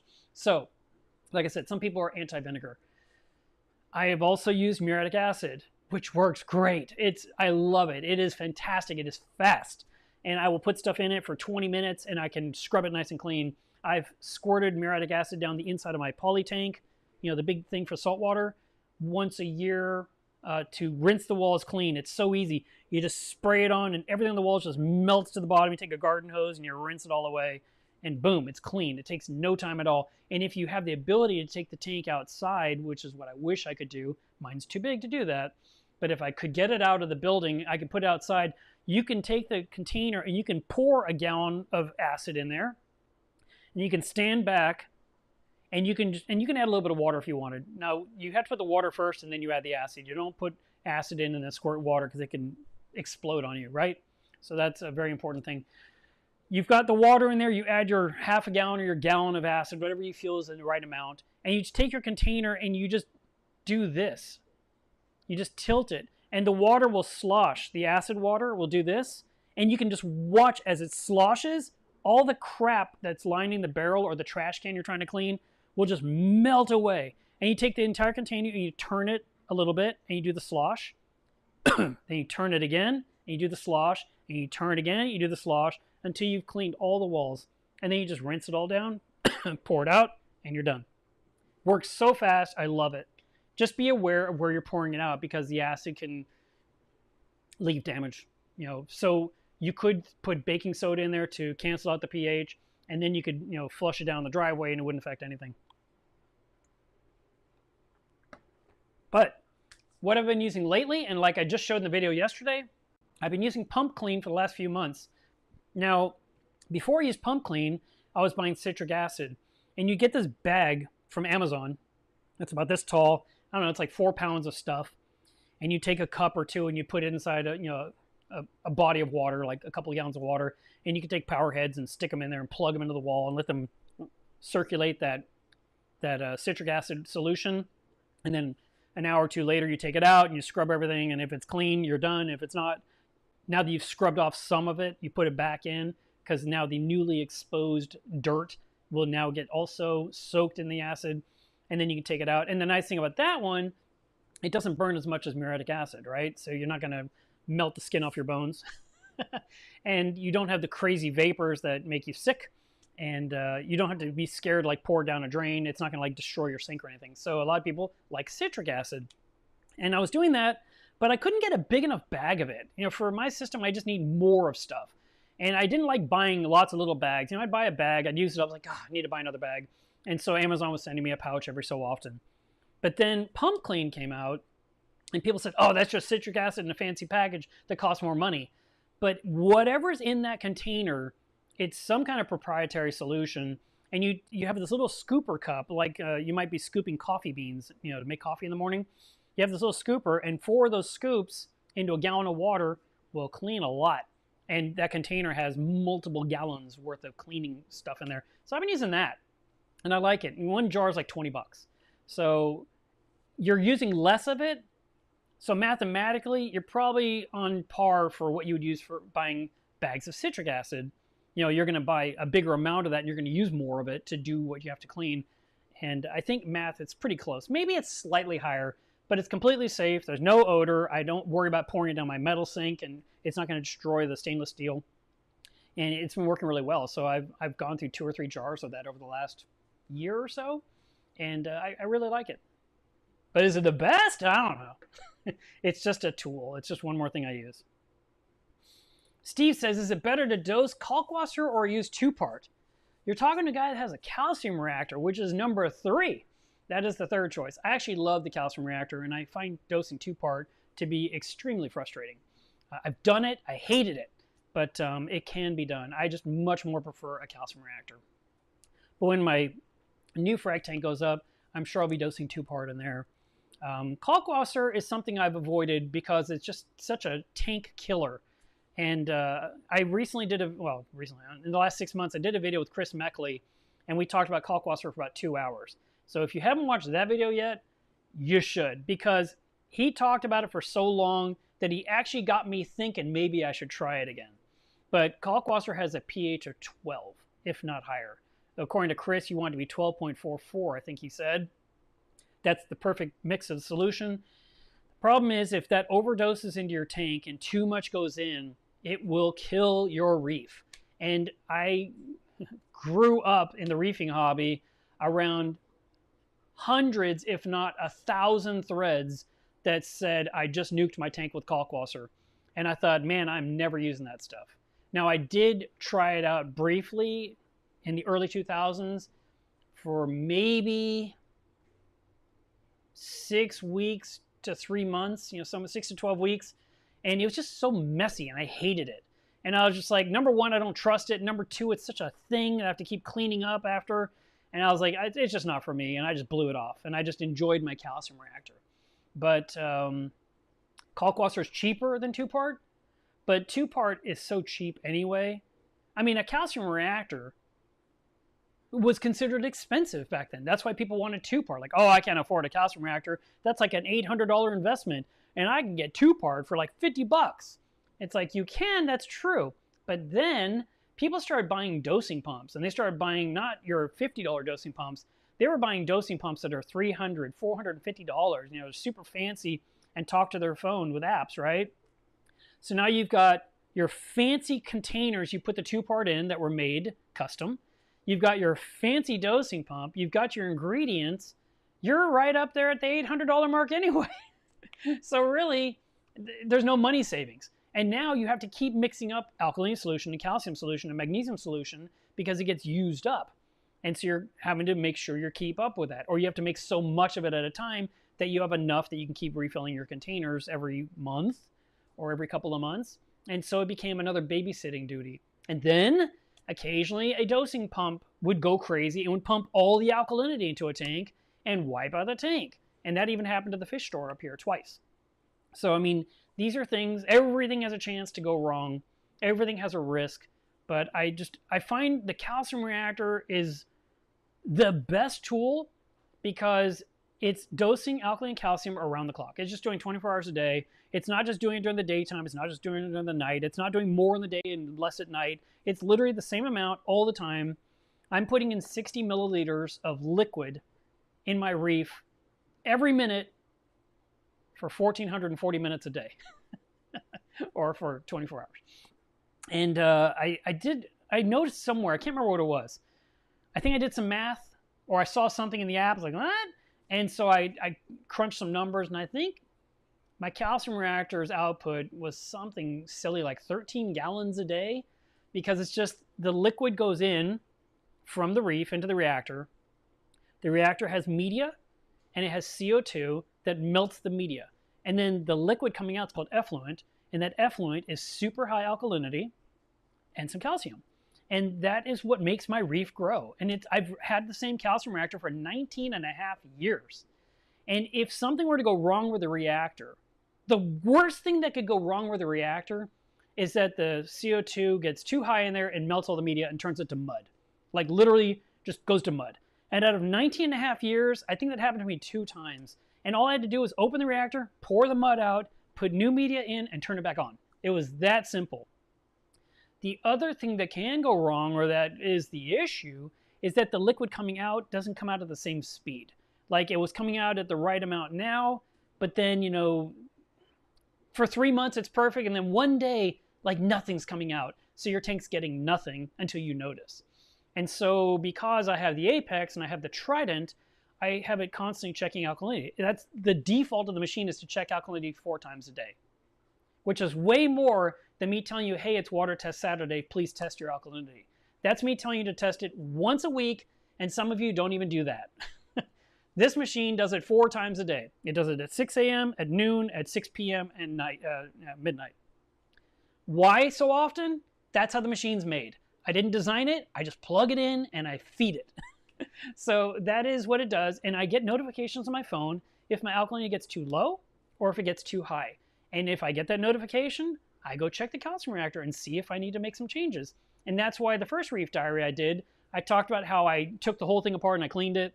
And I discovered the feed tube, the tube that pushes water into the reactor, was obstructed. And I have no idea how long it's been partially obstructed, but I tried to blow on the hose and nothing came out. And I was like, wow, okay. And so then I tried to look in it. I cut the tube in half and looked inside, and you could just see so much sediment. I was like, wow. And so now, and if I was wrong all this time, I apologize, but I don't know if I was wrong, so I'll find out in the coming months. But one of my big complaints about the Versa pump for the last 2 years on this channel has been that horseshoe tubing doesn't last long enough.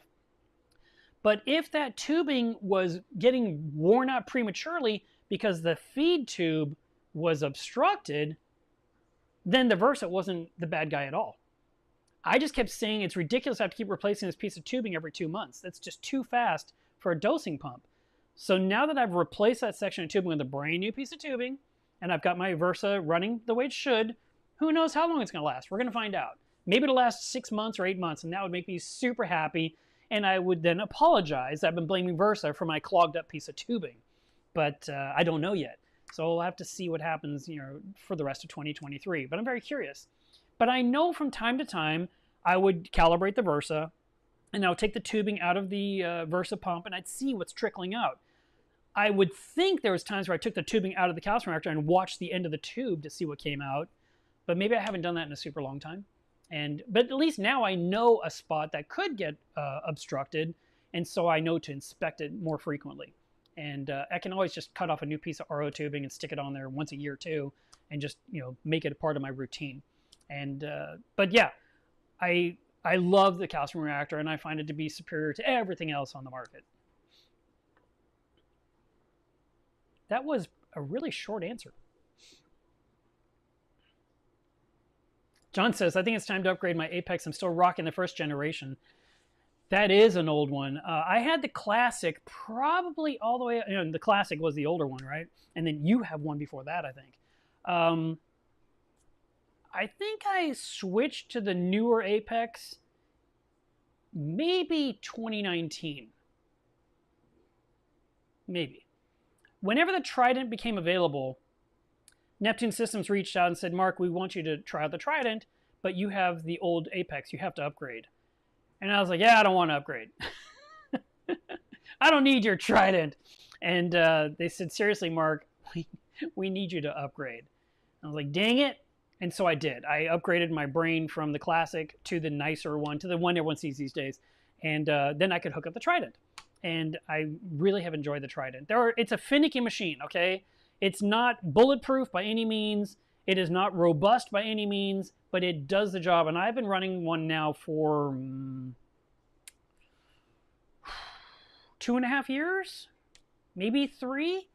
And I'm very gentle with it. And when I have to take things apart, I'm cautious with it. And it just runs. And I'm happy. And I don't want to do anything to irritate it. So if you're interested in the Trident to measure your alkaline, your calcium, magnesium on a regular basis, it's awesome to have if you have the Apex. Definitely want to do it. If you have the older Apex, you can't. It has to be the newer Apex, the Apex 2016, which is now called the A2 Apex. And then a few months ago, the A3 Apex came out, which is a more modern brain. The cover of the brain is a different material, kind of matches the material on top of the sky lights. And it has the FMM ports on there for like leak sensors to plug in. It's built into the brain. But it also takes away one of the probes that you're used to having. Like if you liked the salinity probe, you no longer get that with the A3 Apex. But there's other things you get, like that ruler thing that I have in my top-off container that shows me how much water's left in the top-off container. I can just look at my phone, especially once I have woodwork hiding it. I will just look at my phone and see how much water's left. And is it time to refill it with RO water? Thomas says, what is the difference between the HANA alkalinity DKH and the HANA alkalinity ppm? I get the HANA phosphate test kit, and I've tested twice, and I get the same results, that 0.00. Well, the HANA phosphate tester I found to be pretty finicky also. It needs to be, the reagents, they don't last forever. You have to make sure they're not expired. And you could do a test with some dirty water. So let's say your tank is measuring 0.00. So you think I have 0 phosphate, which you had phosphate not long ago, Thomas. But I think maybe you're getting a false reading.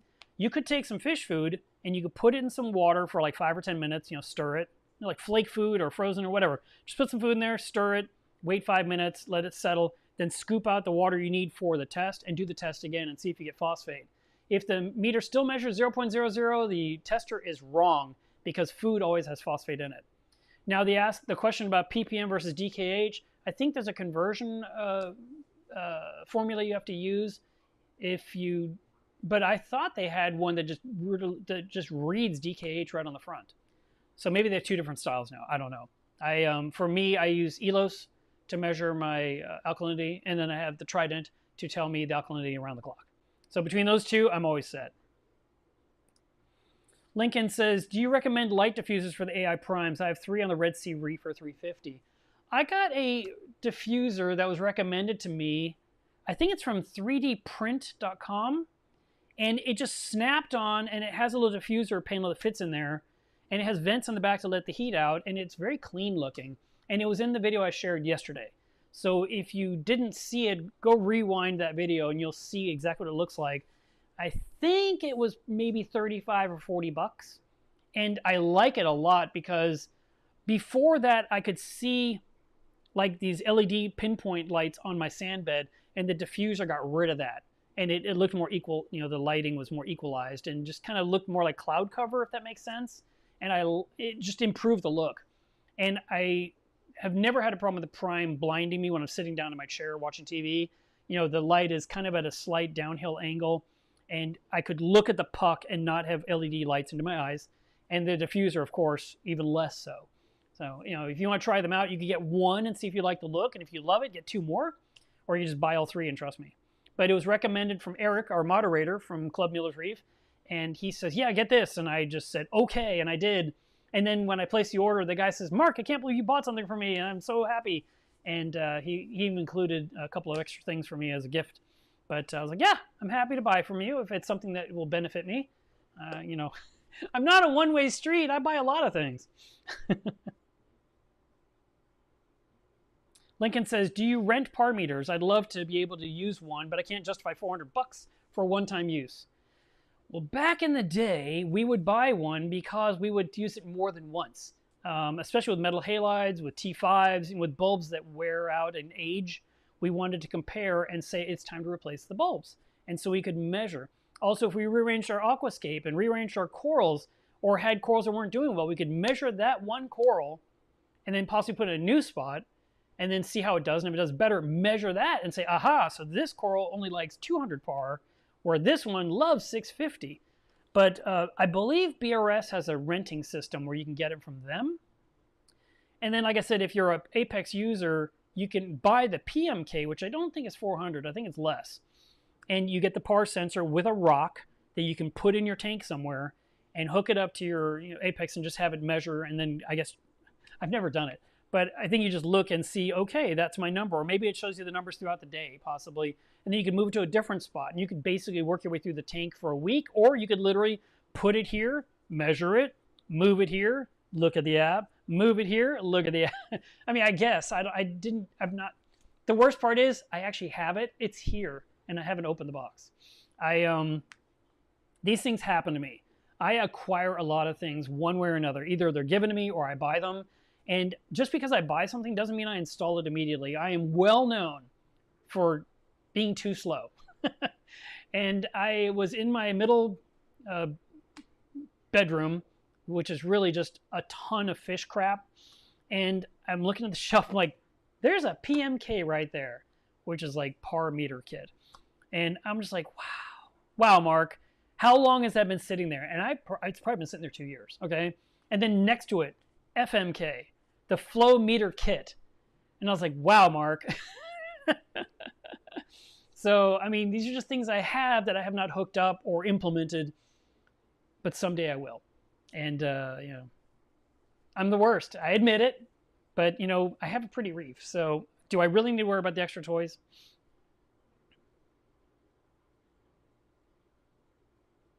Yes, Kyle is correct. First step in stopping electrical fire is turn off the electricity. So like my friend whose fire was burning had to unplug that heater, obviously. But trying to find the right power cord could be tricky. So smothering the fire would have been my first reaction, of course. Or kill the power to the entire thing, like turn off the circuit breaker to the fish room itself.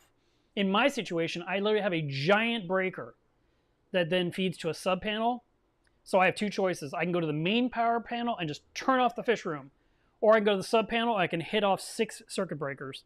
And if I was, really dialed in, I could say this circuit breaker. But I know the 6 will turn off the entire room behind me, or the main breaker, which is that feeds the sub panel. So between those two, I have a way, and that could be one way to stop it. Another thing you could do, and I haven't done it, and I'm curious, how many of you have done it? And if you're watching this after, if you're just watching this, after the live stream's over, put it in the comments. How many of you own an actual fire extinguisher in your house? I have never purchased one in my life. And I've always, when I worked in fast food, they had fire extinguishers and they were inspected, I think, once a year. And then I guess they expire or they need to be replaced. I don't know. And I was thinking, when you're at Home Depot or something, you always see they're for sale. And I know you can have one like to have in the kitchen, or maybe I could buy a couple, put one in the fish room and put one in the studio. And I don't know, you could go crazy. You could put one in every room. You could put one in the garage, where the CNC machine is. And I could put one in the kitchen for a grease fire. And I could have one by the reef tank. I mean, the thing is, you want to be able to get to it quickly and you want it to work when you need it, obviously. But I don't know a lot of people that actually own them. So I'm very curious. Do you have one?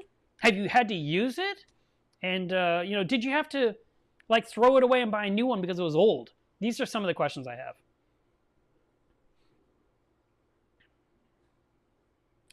Bill says, you're right. Neptune Systems is celebrating their 25th anniversary. So they have been around since 1998. So yeah, it was the late 90s, like I thought. Michael says, how is the shimmer from your old metal halide different from LEDs, like your Sky or the Kessel shimmer? People often say the shimmer from the metal halide is the most natural looking.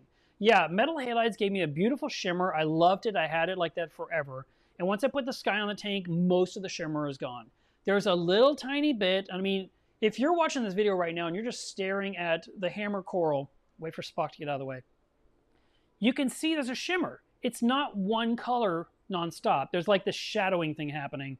And so there is that. And there's shimmer in certain places, but it's very low. If you need a nice ripple to go across your tank, like the ripples you see in the bottom of a swimming pool, no matter what lighting you have, you could stick one Kessel A360 up there, or maybe even the smaller like the 160, and just point it at the tank and create a ripple point, and you will have that shimmer look you like. I mean, that's one way to do it. I don't have the need for the shimmer. It doesn't change my life, so I don't really care. I'm totally fine with the look I have over my tank right now, and so I can't say I miss it.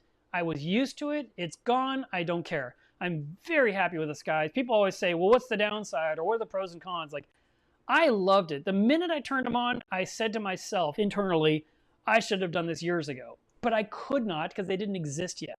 They had Radions, they had Kessel, they had this, they had that AI. You know, there's all these different ones on the market. The sky didn't exist yet. And when I put them on my tank, I was nervous that I wouldn't like it. And I turned them on, it's like, this is great. And so when my internal thought was I should have done this years ago. Well, they should have made the sky years ago. That's the point. I mean, I literally was the first person to open the commercial box the way it was going to be sold. And that was the point of the video I made about the skies, 18 months ago, 19 months ago.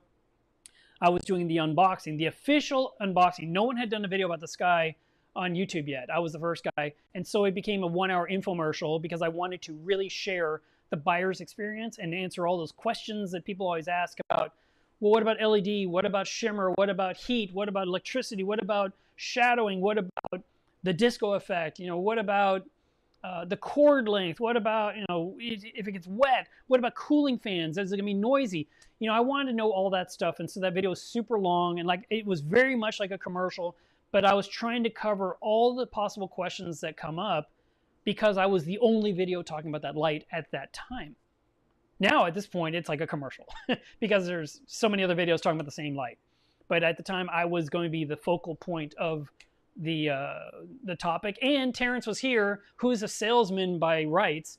So it may have come across that way. And whatever. I love my lights. I'm so glad I have them. And I have no regrets or desire to go back to metal halide at all.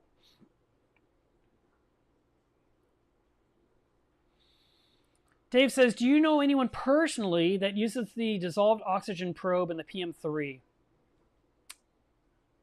I'm sure I do, but I cannot think who to point you to.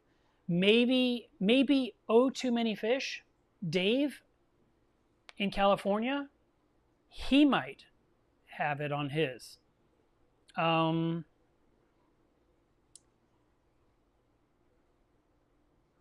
Possibly Reef Dudes, because he loves all things gear-wise and might have hooked something up like that. He could be another one that might have it. But it's not something you hear a lot of talk about. Harry Singer might have made something about it because he's always 3D printing stuff and rigging stuff and measuring stuff and creating sensors and creating little digital displays to screw under your tank. So maybe he did it. I don't know. There's a few. But that's all I can think of off the top of my head. Jerry's Little Reef says, I want to add 2 mandarins to a new tank. Can I keep them alive if I add copepods to the tank? So I always tell people, when you want to get a mandarin, I recommend you wait for the tank to be 9 months old. And you said new tanks, so the answer would be no. Now, just because I'm telling you no doesn't mean you're going to literally obey me. But you did ask me the question. So I prefer that the tank be established. I definitely want the tank to be big enough to handle 2 mandarins. The mandarins are pod eaters. That's all they eat. And for you to dump in jars and jars of copepods does not mean you'll be able to keep up with the needs of that fish.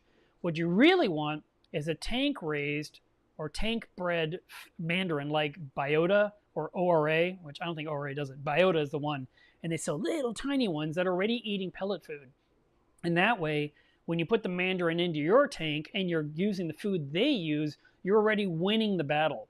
But if you're just getting whatever mandarins you see at the fish store, wherever they came from, which is probably caught from the ocean, they know nothing about fish food. They only know to hunt the rockwork looking for food.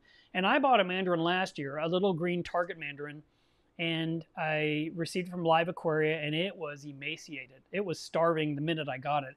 I took it out, I held the bag up, I was like, oh, that's not good. And I just dropped it into a 400-gallon tank saying, good luck, buddy.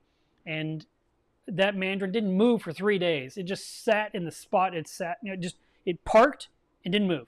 And I thought, this is even worse. It's not eating and it's not looking. And then after 3 days, it moved up one rock like 1.5 inches and took one little bite at the moment I looked. And I thought, well, that's some hope. And now the mandarin goes everywhere and it's fattened up. So I got really lucky. It didn't die. But a tank-raised mandarin would be the best goal for you because those already are trained to eat aquarium food. Doesn't mean they'll get your food. You might need to use the food that the mandarin raisers used. So if you are getting a mandarin from Biota, say, what food do you use? Odds are they'll say Easy Reef, and you can buy Easy Reef from them, and you can go ahead and put that food in the water column, or you can put it down in the bottom in a little tiny container, and put it exactly where the mandarin tends to go, and it will find it that way more frequently rather than hoping the mandarin catches some blowing around in the tank. But you definitely want a tank big enough that your mandarins don't starve to death. Thomas says, what would be a good UV light to get for a 65-gallon tank? I don't have the answer for you, but maybe someone in Club Milo's Reef can answer that.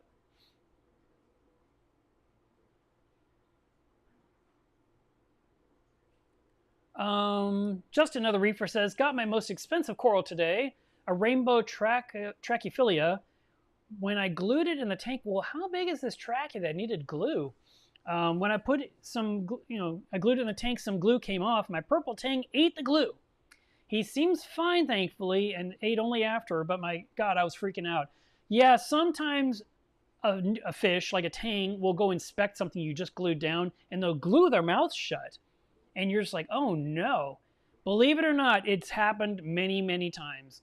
So if a tang accidentally eats some of the super glue gel and glues their mouth shut, you do not have to catch the fish and rip the glue off its lips. Give it 2 or 3 days and the tang will free itself. I don't know, maybe it develops a mucus or something, or it just keeps trying to open its mouth till the glue finally falls off. Maybe it rubs its snout against a rock. I'm not sure how it works, but I know many people that have seen this happen, and a few days later the tang was okay. But yeah, the craziest one I've ever seen was not glue at all, but it was a rubber band. Now picture this, a yellow tang this long, and the rubber band went from the mouth around the tail to the mouth. Literally rubber banded around, and somehow the rubber band fell in the tank and the tang got tangled in it. Now, I don't know how it got out of it. I don't know if the person got involved, but they took the picture and I was like, now I've seen everything. That's crazy. Maybe the tang just bit through it and bit the rubber till it broke off. I don't know.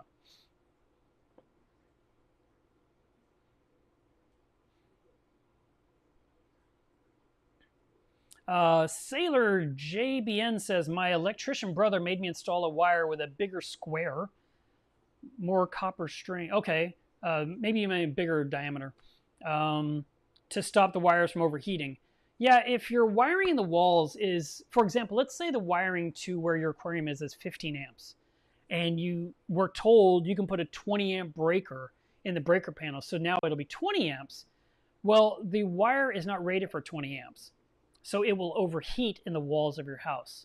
So a good electrician will say, I'm sorry, I can't put a 20 amp breaker on that wire, but I could remove that wire and put 20 amp wire from the breaker all the way to where your aquarium is, and now you have a 20 amp circuit. And just because you have a 20 amp circuit doesn't mean you get to have 20 amps. You are allowed to use 80% of that, which is 16 amps. So everything you plug into the 20 amp circuit should not be more than 16 amps combined. And that way, let's say there's a power outage, and then the power comes back on, and everything in your tank turns on. The UV, the heater, the skimmer, the light, the power head, the return pump, the doser, the cooling fans, the chiller. I mean, I'm trying to think of all the things we have. And everything comes on all at once. They're going to pull a lot of power. They're going to pull more than 16 amps combined because it's that initial startup. Just like if you plug in a skill saw into a kilowatt and you set it to wattage and then you pull the trigger on the skill saw, and you watch it, it'll spike a really high number, but then as you're holding the trigger in, the number drops.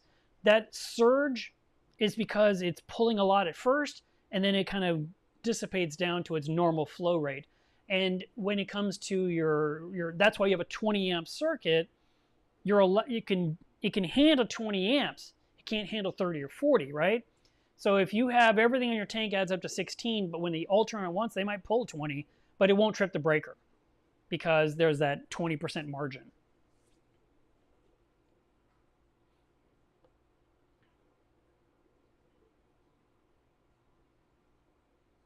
Kyle, 5 months of membership. Thank you so much for being a member. I actually need to thank all of you that are members of the Mila's Reef channel. I don't talk about it nearly enough. I really don't do enough with it. I need to be better about that. But there's probably about 20 of you that became members of the channel to support it, to support me. And I very much appreciate that. And I need to show better appreciation. So I'm going to make a note to do something special next week. But thank you very much for those that have done it. If you haven't joined the channel and you want to join it, you can. There's a join button. Some people just really wanted to support Mila's Reef or support me in what I'm doing here. And so they've chosen like a $5 a month donation. So they don't buy something from me. They're just saying, here's $5. Buy yourself a cup of coffee. And like I said, there's about 20 of you that do that. So I do, it's very nice of you that you're willing to do that. Hi, Jeff. Luke says, do you still have the cleaner RAS you added a while back? I do. It's right there. On demand.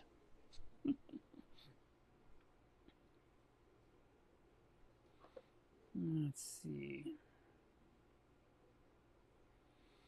John says, do you run Remag? Did you notice a difference when you tried it? So Remag is a media that you would put on top of the regular media in the calcium reactor. The idea being that you run the effluent, or I'm sorry, you run the CO2 in there, it dissolves the reborn media or whatever aragonite media you're using to create alkaline and calcium, and Remag was to dissolve magnesium into the system. And it didn't work for me at all. I tried it 2 different times. I put it in the reactor a couple different times. When it came time to clean out the reactor, the Remag still existed. It didn't even look like it had melted at all. I don't know why it didn't change. I also didn't see any kind of magnesium improvement on the tank. I literally dose magnesium to my tank on a daily basis with a dosing pump. I mix up less than a gallon, and that takes care of the tank for a month. And every single day, I think 90 milliliters pumps in, during the night. And then when the jug's empty, I make another jug. And I've been doing that now for years, and my magnesium level tends to stay around 1400 ppm. But the Remag didn't seem to do anything at all. I felt like I'd put rocks in the reactor, and I still had rocks. So Lincoln says, I didn't know calcium reactors also dose alkalinity. They really should be called alkalinity reactors. The DKH coming out of a calcium reactor is going to measure between 19 and 35. So it's actually quite high.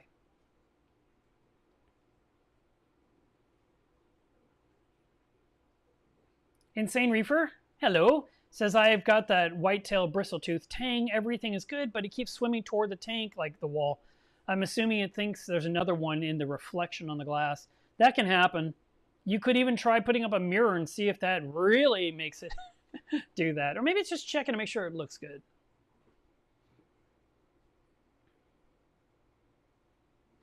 John says, I run the Skims calcium reactor with Renew and Remag, and I'll never do 2-part or caulk dose again.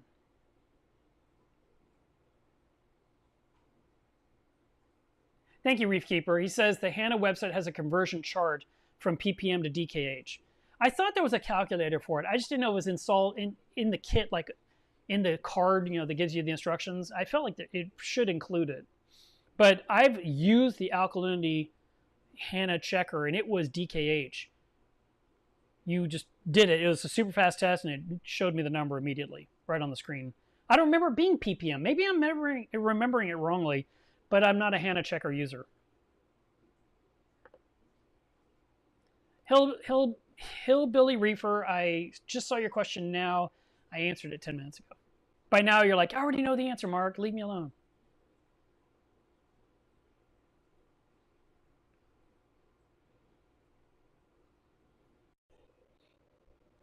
Let's see. Oh, thank you. Look, there's a comment. I have 2 fire extinguishers. They're a must-have. John says, I have 5 fire extinguishers, 2 different types. ABC and CO2. Oh, that's interesting. I didn't even think about different types of fire suppressors. Mike says, I bought a fire extinguisher years ago. Probably need to have it recharged. Oh, so you recharge them. Do you take them to the fire department to recharge them? What do you guys know? I know nothing about this. Of course, Kyle would say fire extinguishers are a must. He's an EMT. If you can get a CO2 one, even better to avoid contaminating the tank. Ah, okay. I saw something on a TV show where they shot it into the room and it exploded and like sucked up all the oxygen in the room and put the fire out instantly. And I was like, that thing's really neat. I mean, I don't know if that's cost effective. I mean, firemen are used to, you go there with a hose and you squirt everything down. HTC says, I recently bought one and I hung it up in the kitchen for 25 bucks. Trevor says, I have a fire extinguisher in my kitchen, my basement, my garage, and my car trunk. I never really thought about keeping one in the car. I've never used them, but they're still good to go. John says, an extinguisher is out of date. It will still work as long as there's pressure is in the green. I work fire and have used some that are 10 years out of date. Okay. Wow.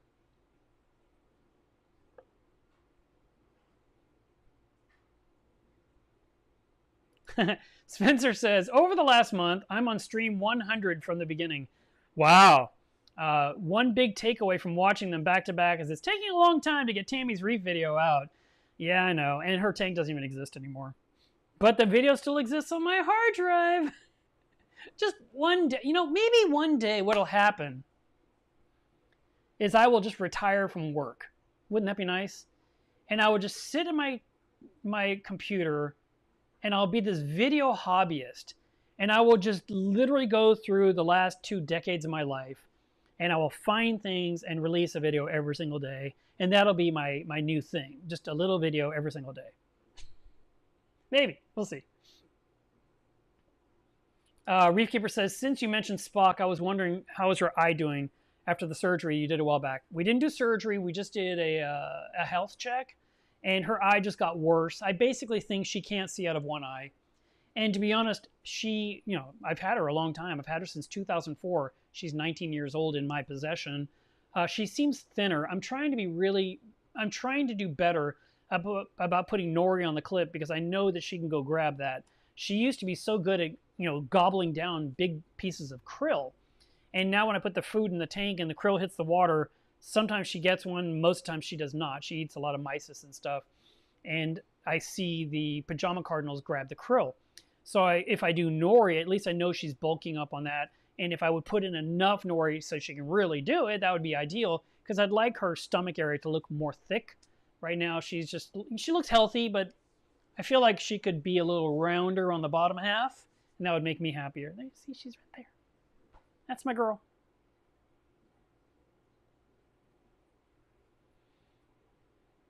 Okay. Thomas says that the reagent is still good. That's good news. But the number being so low when in the past you've had higher numbers, at least you know for a fact, based on the number, you know not to dose phosphate or X at this time.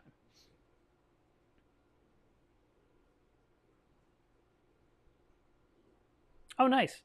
Reefkeeper is talking about feeding captive bred mandarins. Said he used Sustainable Aquatics 8.8 millimeter pellets, Reef Nutrition Extra Small, and Coral Frenzy 0.5 millimeter pellets.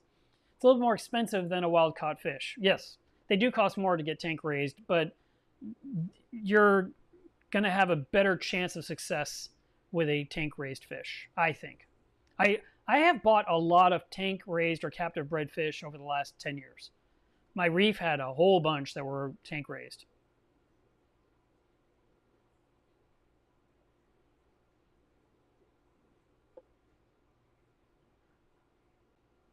Yeah, Reefkeeper says, it's funny to watch a tank try and eat after the mouth is glued shut. Because they see the food, they smell the food, they race over to get it, but their mouth is glued shut, so they bump into it. It's happened to me a few times, and the glue wears off after a couple of days.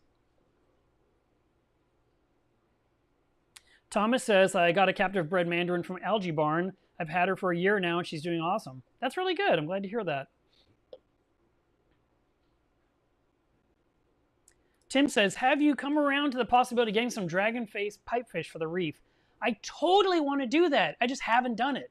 It's something I want to do. I want to get some pipefish in there. I think that'd be really cool. Oh, thank you, Evan. He says the old Hannah checkers were ppm. The new ones are DKH. I was sure I'd used one that said DKH right on the screen. Yeah. He says, I have one of the old ones, so you have to multiply the number of times 0.056, Thomas.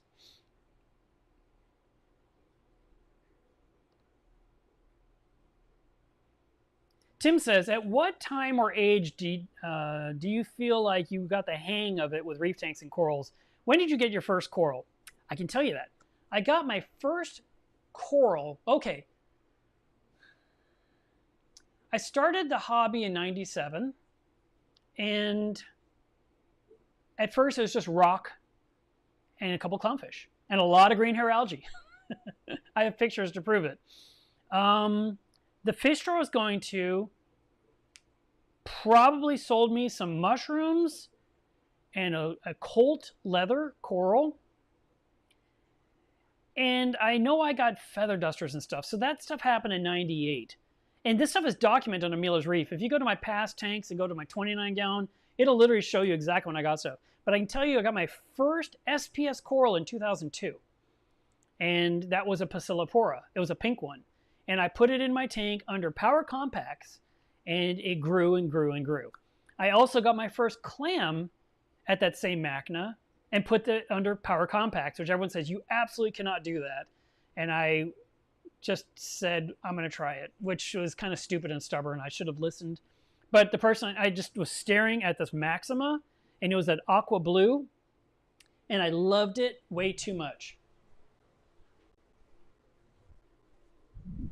Sorry, I just walked away because I was trying to see if I have a picture of it. I'm going to switch cameras here for a second, and I'm going to go see if I have that picture.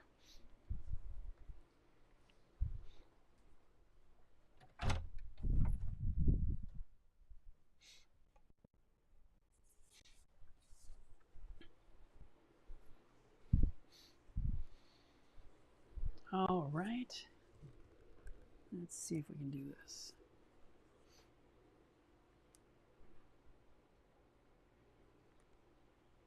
Trying to figure out reflections before I switch cameras. All right, here we go.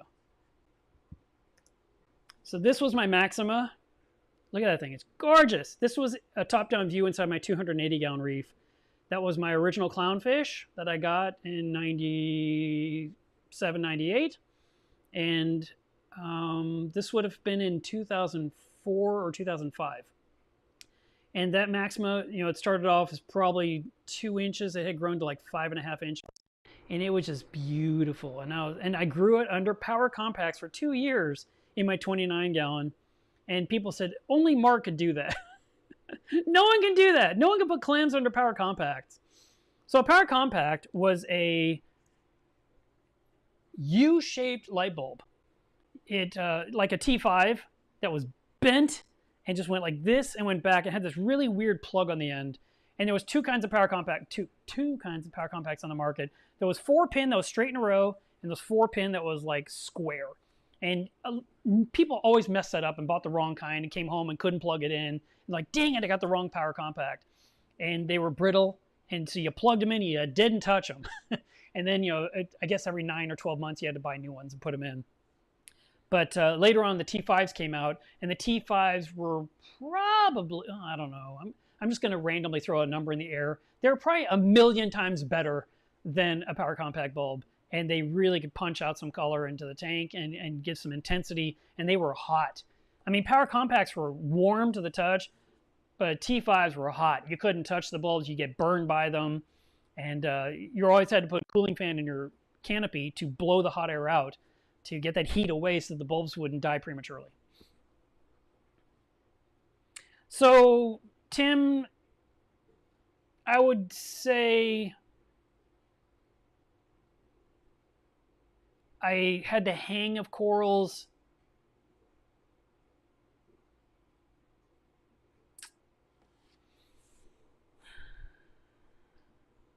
I mean, it's always learning, right? I think 2008, I mean, my 280 looked insanely gorgeous. It was tank of the month quality. It was beautiful.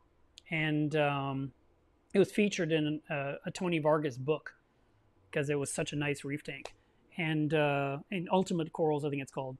And that tank just, it was a mixed reef. Like I've always done a mixed reef. I had Montipora and I had Acropora tabling and I had clams and I had shoaling fish. It was just a beauty and a ginormous leather coral. It was just a really, really nice system. And there wasn't a lot of work to it. I mean, I changed the carbon frequently and did some water changes from time to time. And I ran the same calcium reactor.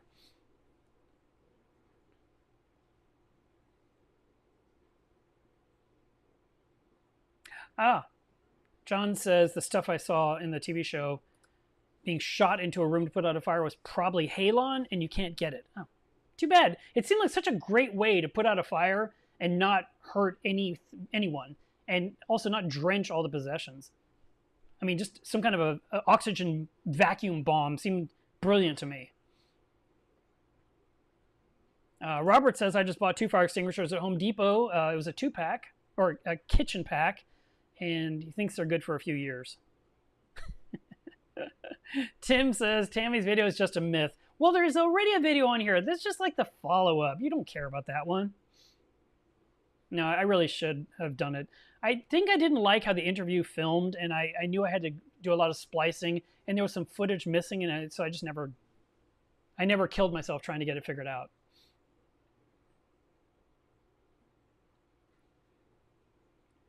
Lincoln says, does the quality or brand of the calcium reactor you buy make a difference? I'm going to have to say yes.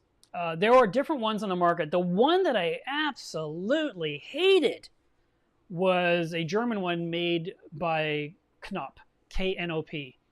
And it had these skinny tubes that were bolted to a board, and you took the whole board and mounted it on the wall, and you ran your CO2 tank to it, and you put your slim little media in there, and it was just, I hated that thing. I had, the fish store said, can you please go help this customer with their calcium reactor? And when I got there and saw what it was, I was like, no.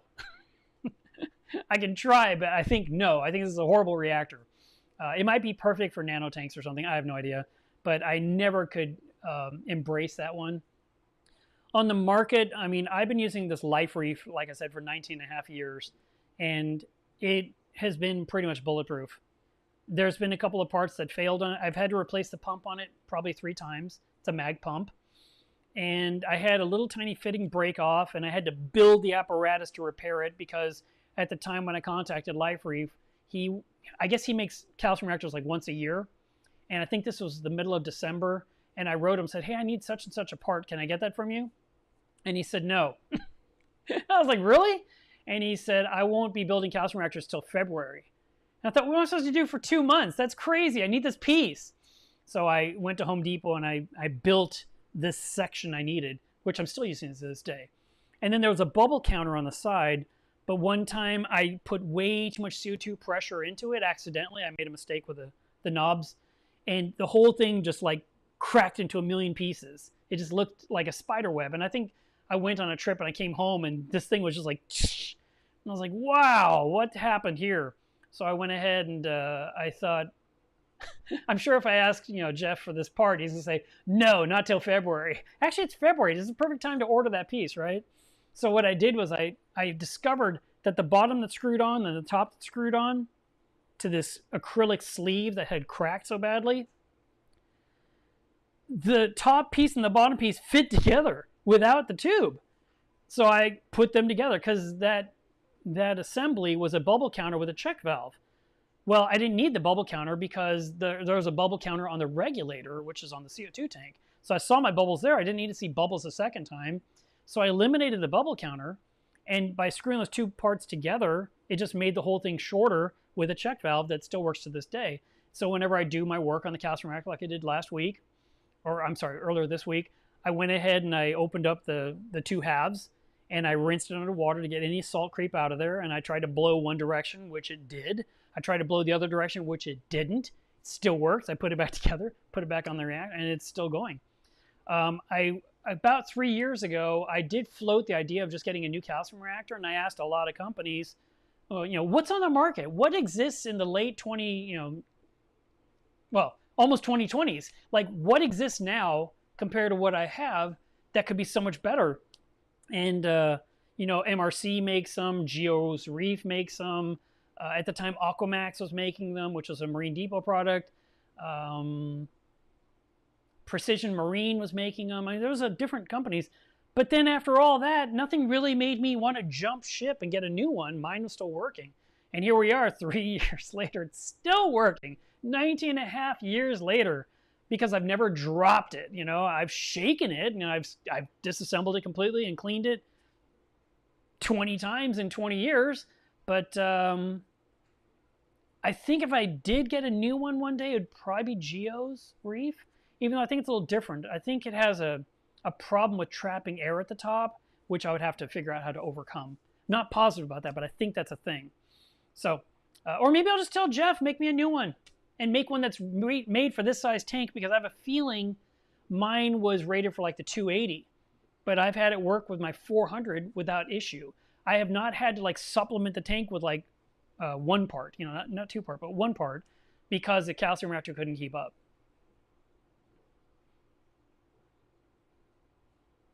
Andy says, what are the plans for the NEM tank? Well, once the stand is built, I can put the tank on there, and at that point, I'll have to plumb it. I'm going to drill new holes in the wall. I'm going to have to run new plumbing to the sump. I want some kind of new receiver in the sump for that water coming in, because I want it to come in nice and quiet. And I want to have the emergency drain also, so that if one pipe is clogged, the other will be open and free-flowing, so that I don't have an overflowing tank.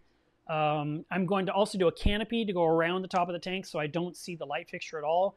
So I will be just like now, I only see this part of my tank. I want to see just this part of the anemone cube as well, and not have the blue light flooding into the room. Just like this is a shield here to prevent that. I'm not, because I have a Radeon fixture that still is good. It's a Gen 4 Radeon that's been hanging there for a year without a tank, unplugged. Technically I could still use it, or maybe I could jump to the Gen 6. Or maybe I could jump to another Sky and put the Sky over the anemone cube. I don't know. But I own the 4. I own the Reef Brights on it. So it's like, it's already paid for. Why spend money on another light that functions? I mean, it's just anemones. It's not like it needs super high-end light. It just needs enough light so we can appreciate the tentacles moving, right? So I even have a brand new MP40. MP40, the Vortec. I have a brand new one for that new tank. I have a new tank, new pump, same light, needs a stand and canopy. And once that all happens, then we'll finally be able to share it again. And I get that temporary tank out of my fish room that's totally in my way. And it really shouldn't have taken this long, and it just did. I don't know. I'm a busy guy.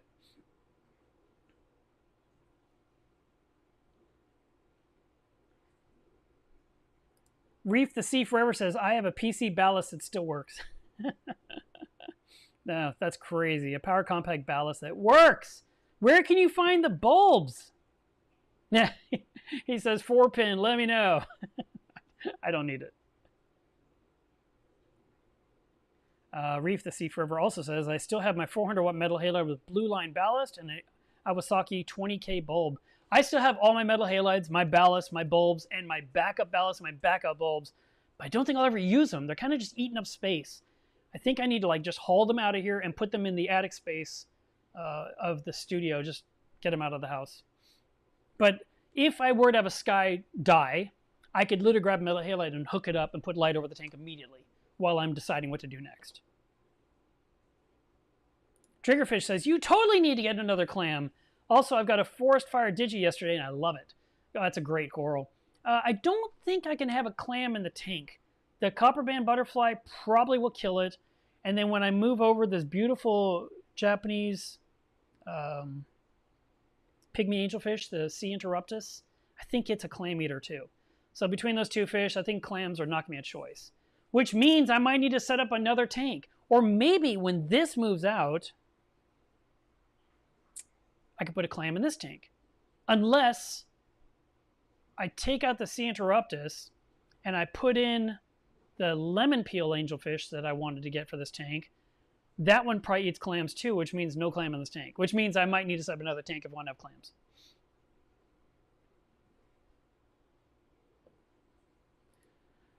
SBA, I don't know how to say this. Spazane says, can I add copepods in a 1-month-old reef tank? You can, but what will they feed on? The tank's too young. I think you should wait. Matter of fact, what I think you should do, I mean, you can, but I think you should watch the reef timeline video on this channel. I talk about what to do at what interval for up to 24 months, you know, from day 0 all the way to 2 years. And I'm sure in there I do mention at what point it would be ideal to put in copepods. And I'm going to guess, I probably said around month 5, and I would have said to pour them into the refugium where they're safe and can breed and release their babies into the reef tank automatically. But I think 1 month is too soon. I think you just put them in, they'd have, you know, they'd go scurry into the, what I'm going to assume is dry rock, dry sand scenario. There's not a lot for them to snack on. And you would probably have to be putting in phytoplankton regularly to feed the copepods to keep them alive.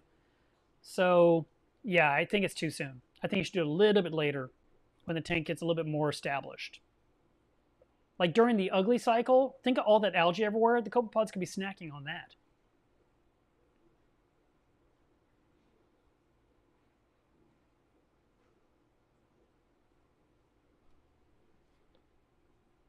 Sylvia says, congratulations on your channel and thanks for sharing your knowledge and experience with the world.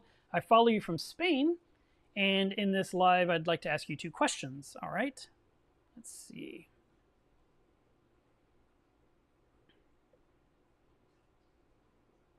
What is your opinion on products like All-for Reef? And the second question, what is the alkalinity of the reef tank? Thanks a lot. All-for Reef is a all-in-one product that ideally you can hook up to 1 dosing pump and have it trickle in, and it should basically take care of everything. And I think it's great for smaller tanks like my little 27-gallon. It's the one I was thinking about using if this tank needed it. Now, if I stay on top of water changes with this tank, the little bit of soft corals, I mean, all that's in there is filter feeders, there's a Recordia, there's some zoanthids, there's some algae intentionally put in there. That sounds crazy. There's a gorgonian that I just put in that's all fluffed up right now, which is a good sign. And, you know, there's a pistol shrimp in there and 3 fish. So I would think my water changes would supply all the needs of that tank. Now, if I take a piece of the frammer out of the reef and put it in here, the frammer is the one that looks like part hammer, part frog spawn. I might need more alkalinity and calcium for that coral to survive well or to thrive. And so I might need something like All-for Reef to keep it going. But that's the beauty of using 1 dosing pump to do it would be really, really cool. And then your question about alkalinity, I like to be at 9 DKH. That's kind of my sweet spot. And so for the last few months or year or whatever, I've been kind of hovering between 8.8 and 9.4. So it just kind of bounces around in that typical zone. I just did this video a couple days ago about resetting my calcium reactor, and I showed the graph how my alkaline had been dropping daily because the reactor wasn't flowing, and I fixed it all, and it shot up where it belonged in 18 hours flat because the calcium reactor definitely can keep up with my tank. So I like to shoot for 9. If you have really low nutrients, you know, your nitrate and phosphate are almost undetectable, you're going to want to be down around 8. If you have higher nitrate and higher phosphate, like me, you could have it at 10 DKH and have no issues. But if you have really high alkalinity with really low nutrients, your certain corals like SPS corals could get burned tips because there's an imbalance. So that's why we actually care where alkalinity is. But the big overall goal is to just have the right number day after day, week after week, month after month.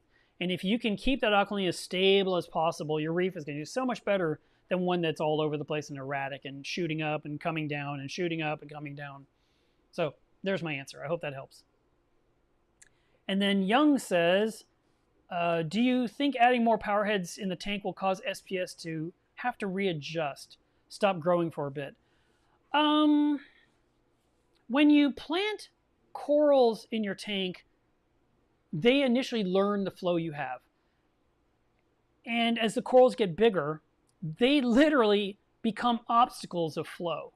So like, let's say you put an aquascape, let's just say you do an archway through the tank, right?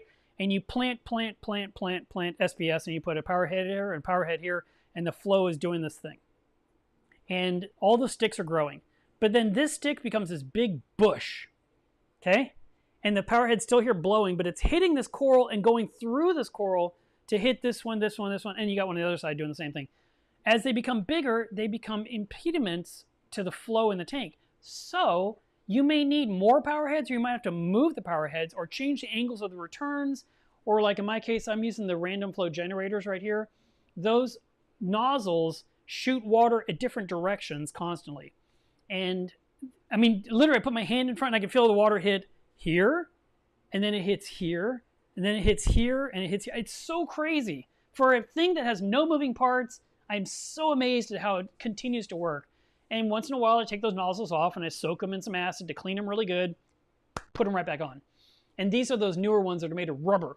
So they're even weirder. And they are a really good way of randomizing the flow in the tank. But despite that, when I look in my tank, I have like this coral grew equally all directions. It's getting flow from here, and it's getting flow from here. The SPS mostly grew toward the flow, which is really interesting. This green slimer. These all grew kind of mapping out, but this one went all this direction. This one keeps growing this way. So certain corals want to go into the flow, others go with the flow. My Milka coral, which is in the back of the tank and you can't see it, it grew up and then it went like this. And it literally grew that way. It looked like an L shape. It was the weirdest thing ever. And it just grew and grew and grew and grew. It became this slab that me and Dwayne had to really break up. And I saved a knuckle stuck in the back of the tank, and it has been growing upward. But the flow is doing its thing on the back as well. But it went up and that way, and the flow mainly goes this direction. Plus I have these blowing this way, but it did the up and that way. So.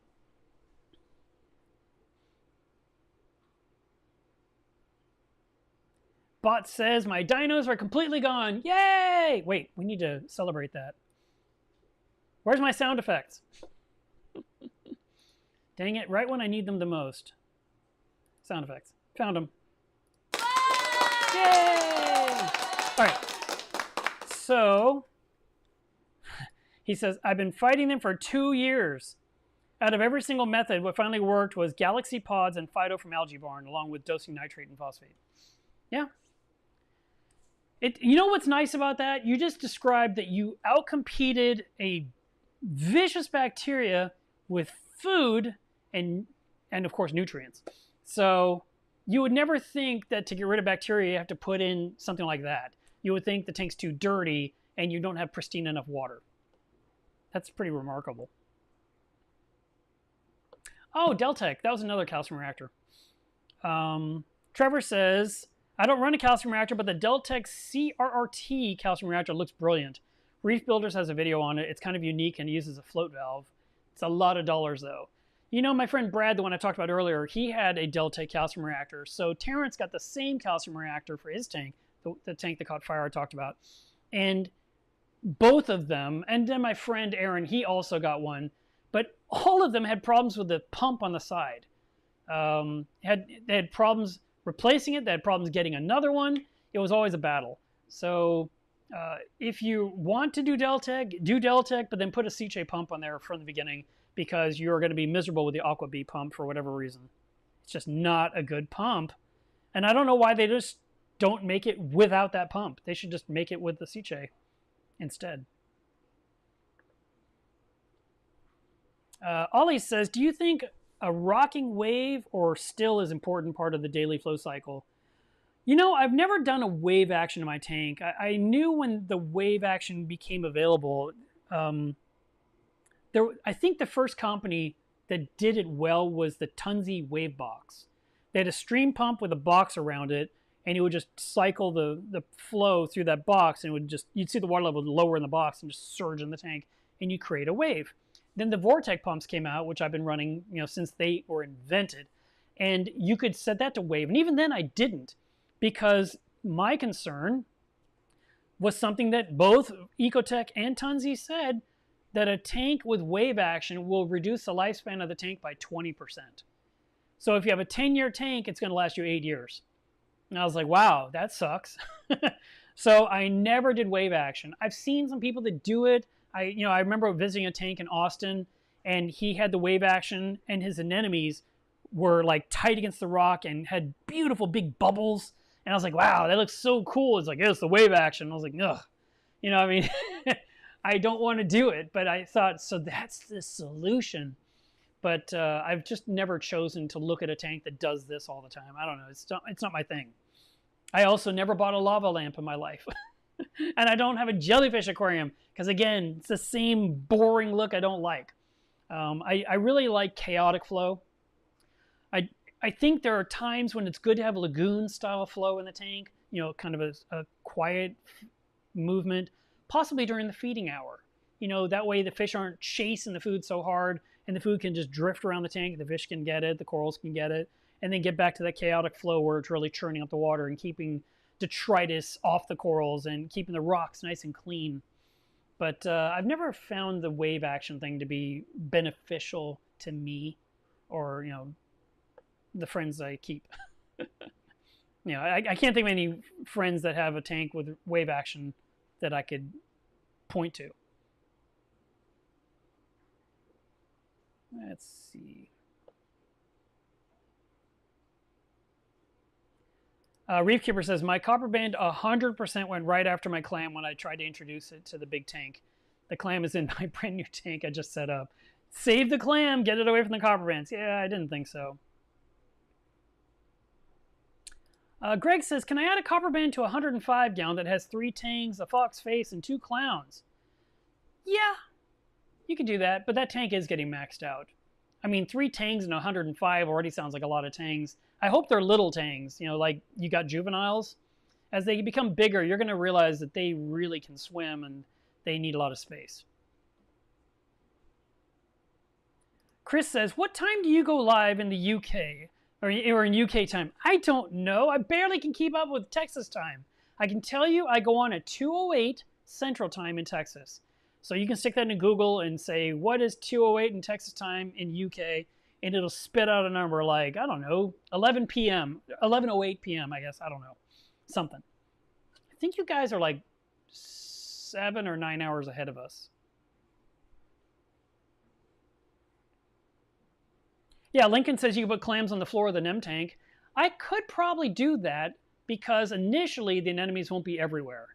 You know, they're going to be all tight, and I'm going to have less as I start up the tank again than what was in there just because of the way life is. You know, there's no way I can move everything that's in the temporary tank into there. It'll just look like confetti with anemones everywhere. It's going to be ridiculous. It'll be on the glass everywhere, and it'll ruin the viewing panel. I kind of want them on the rock work. So I'm going to have to see what I can do. It's going to be tricky because I didn't put a bigger tank up. I'm putting the same size tank up that I had before. It's just this one will have Euro bracing, and it will never overflow again. I'm putting my foot down. No wet floors.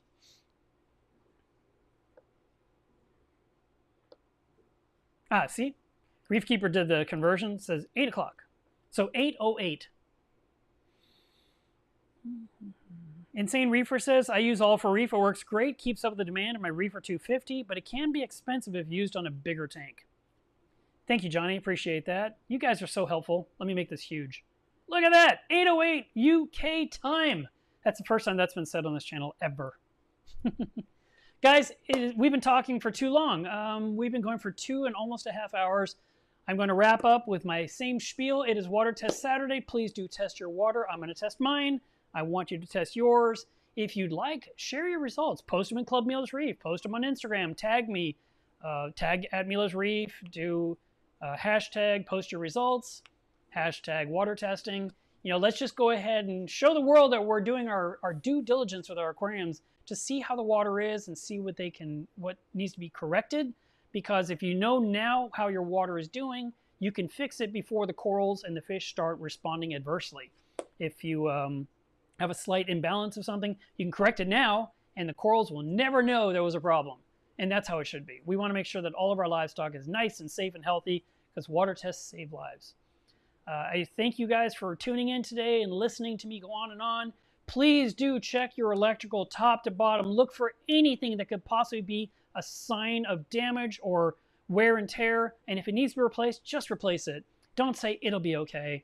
Just figure out what you got to do to keep everything safe so that your house stays safe, doesn't burn to the ground, and you don't lose your beautiful livestock, you don't lose your beautiful possessions, and you don't have to go find a new place to live that costs twice as much as where you lived before. Okay? I hope you guys have a great weekend. There will be another Reef Diary probably tomorrow. They're not going to be every single day. They're going to be as is, as I have a topic, but they are going to be very frequent for the time being. And I hope that you enjoy watching those. Bye, guys.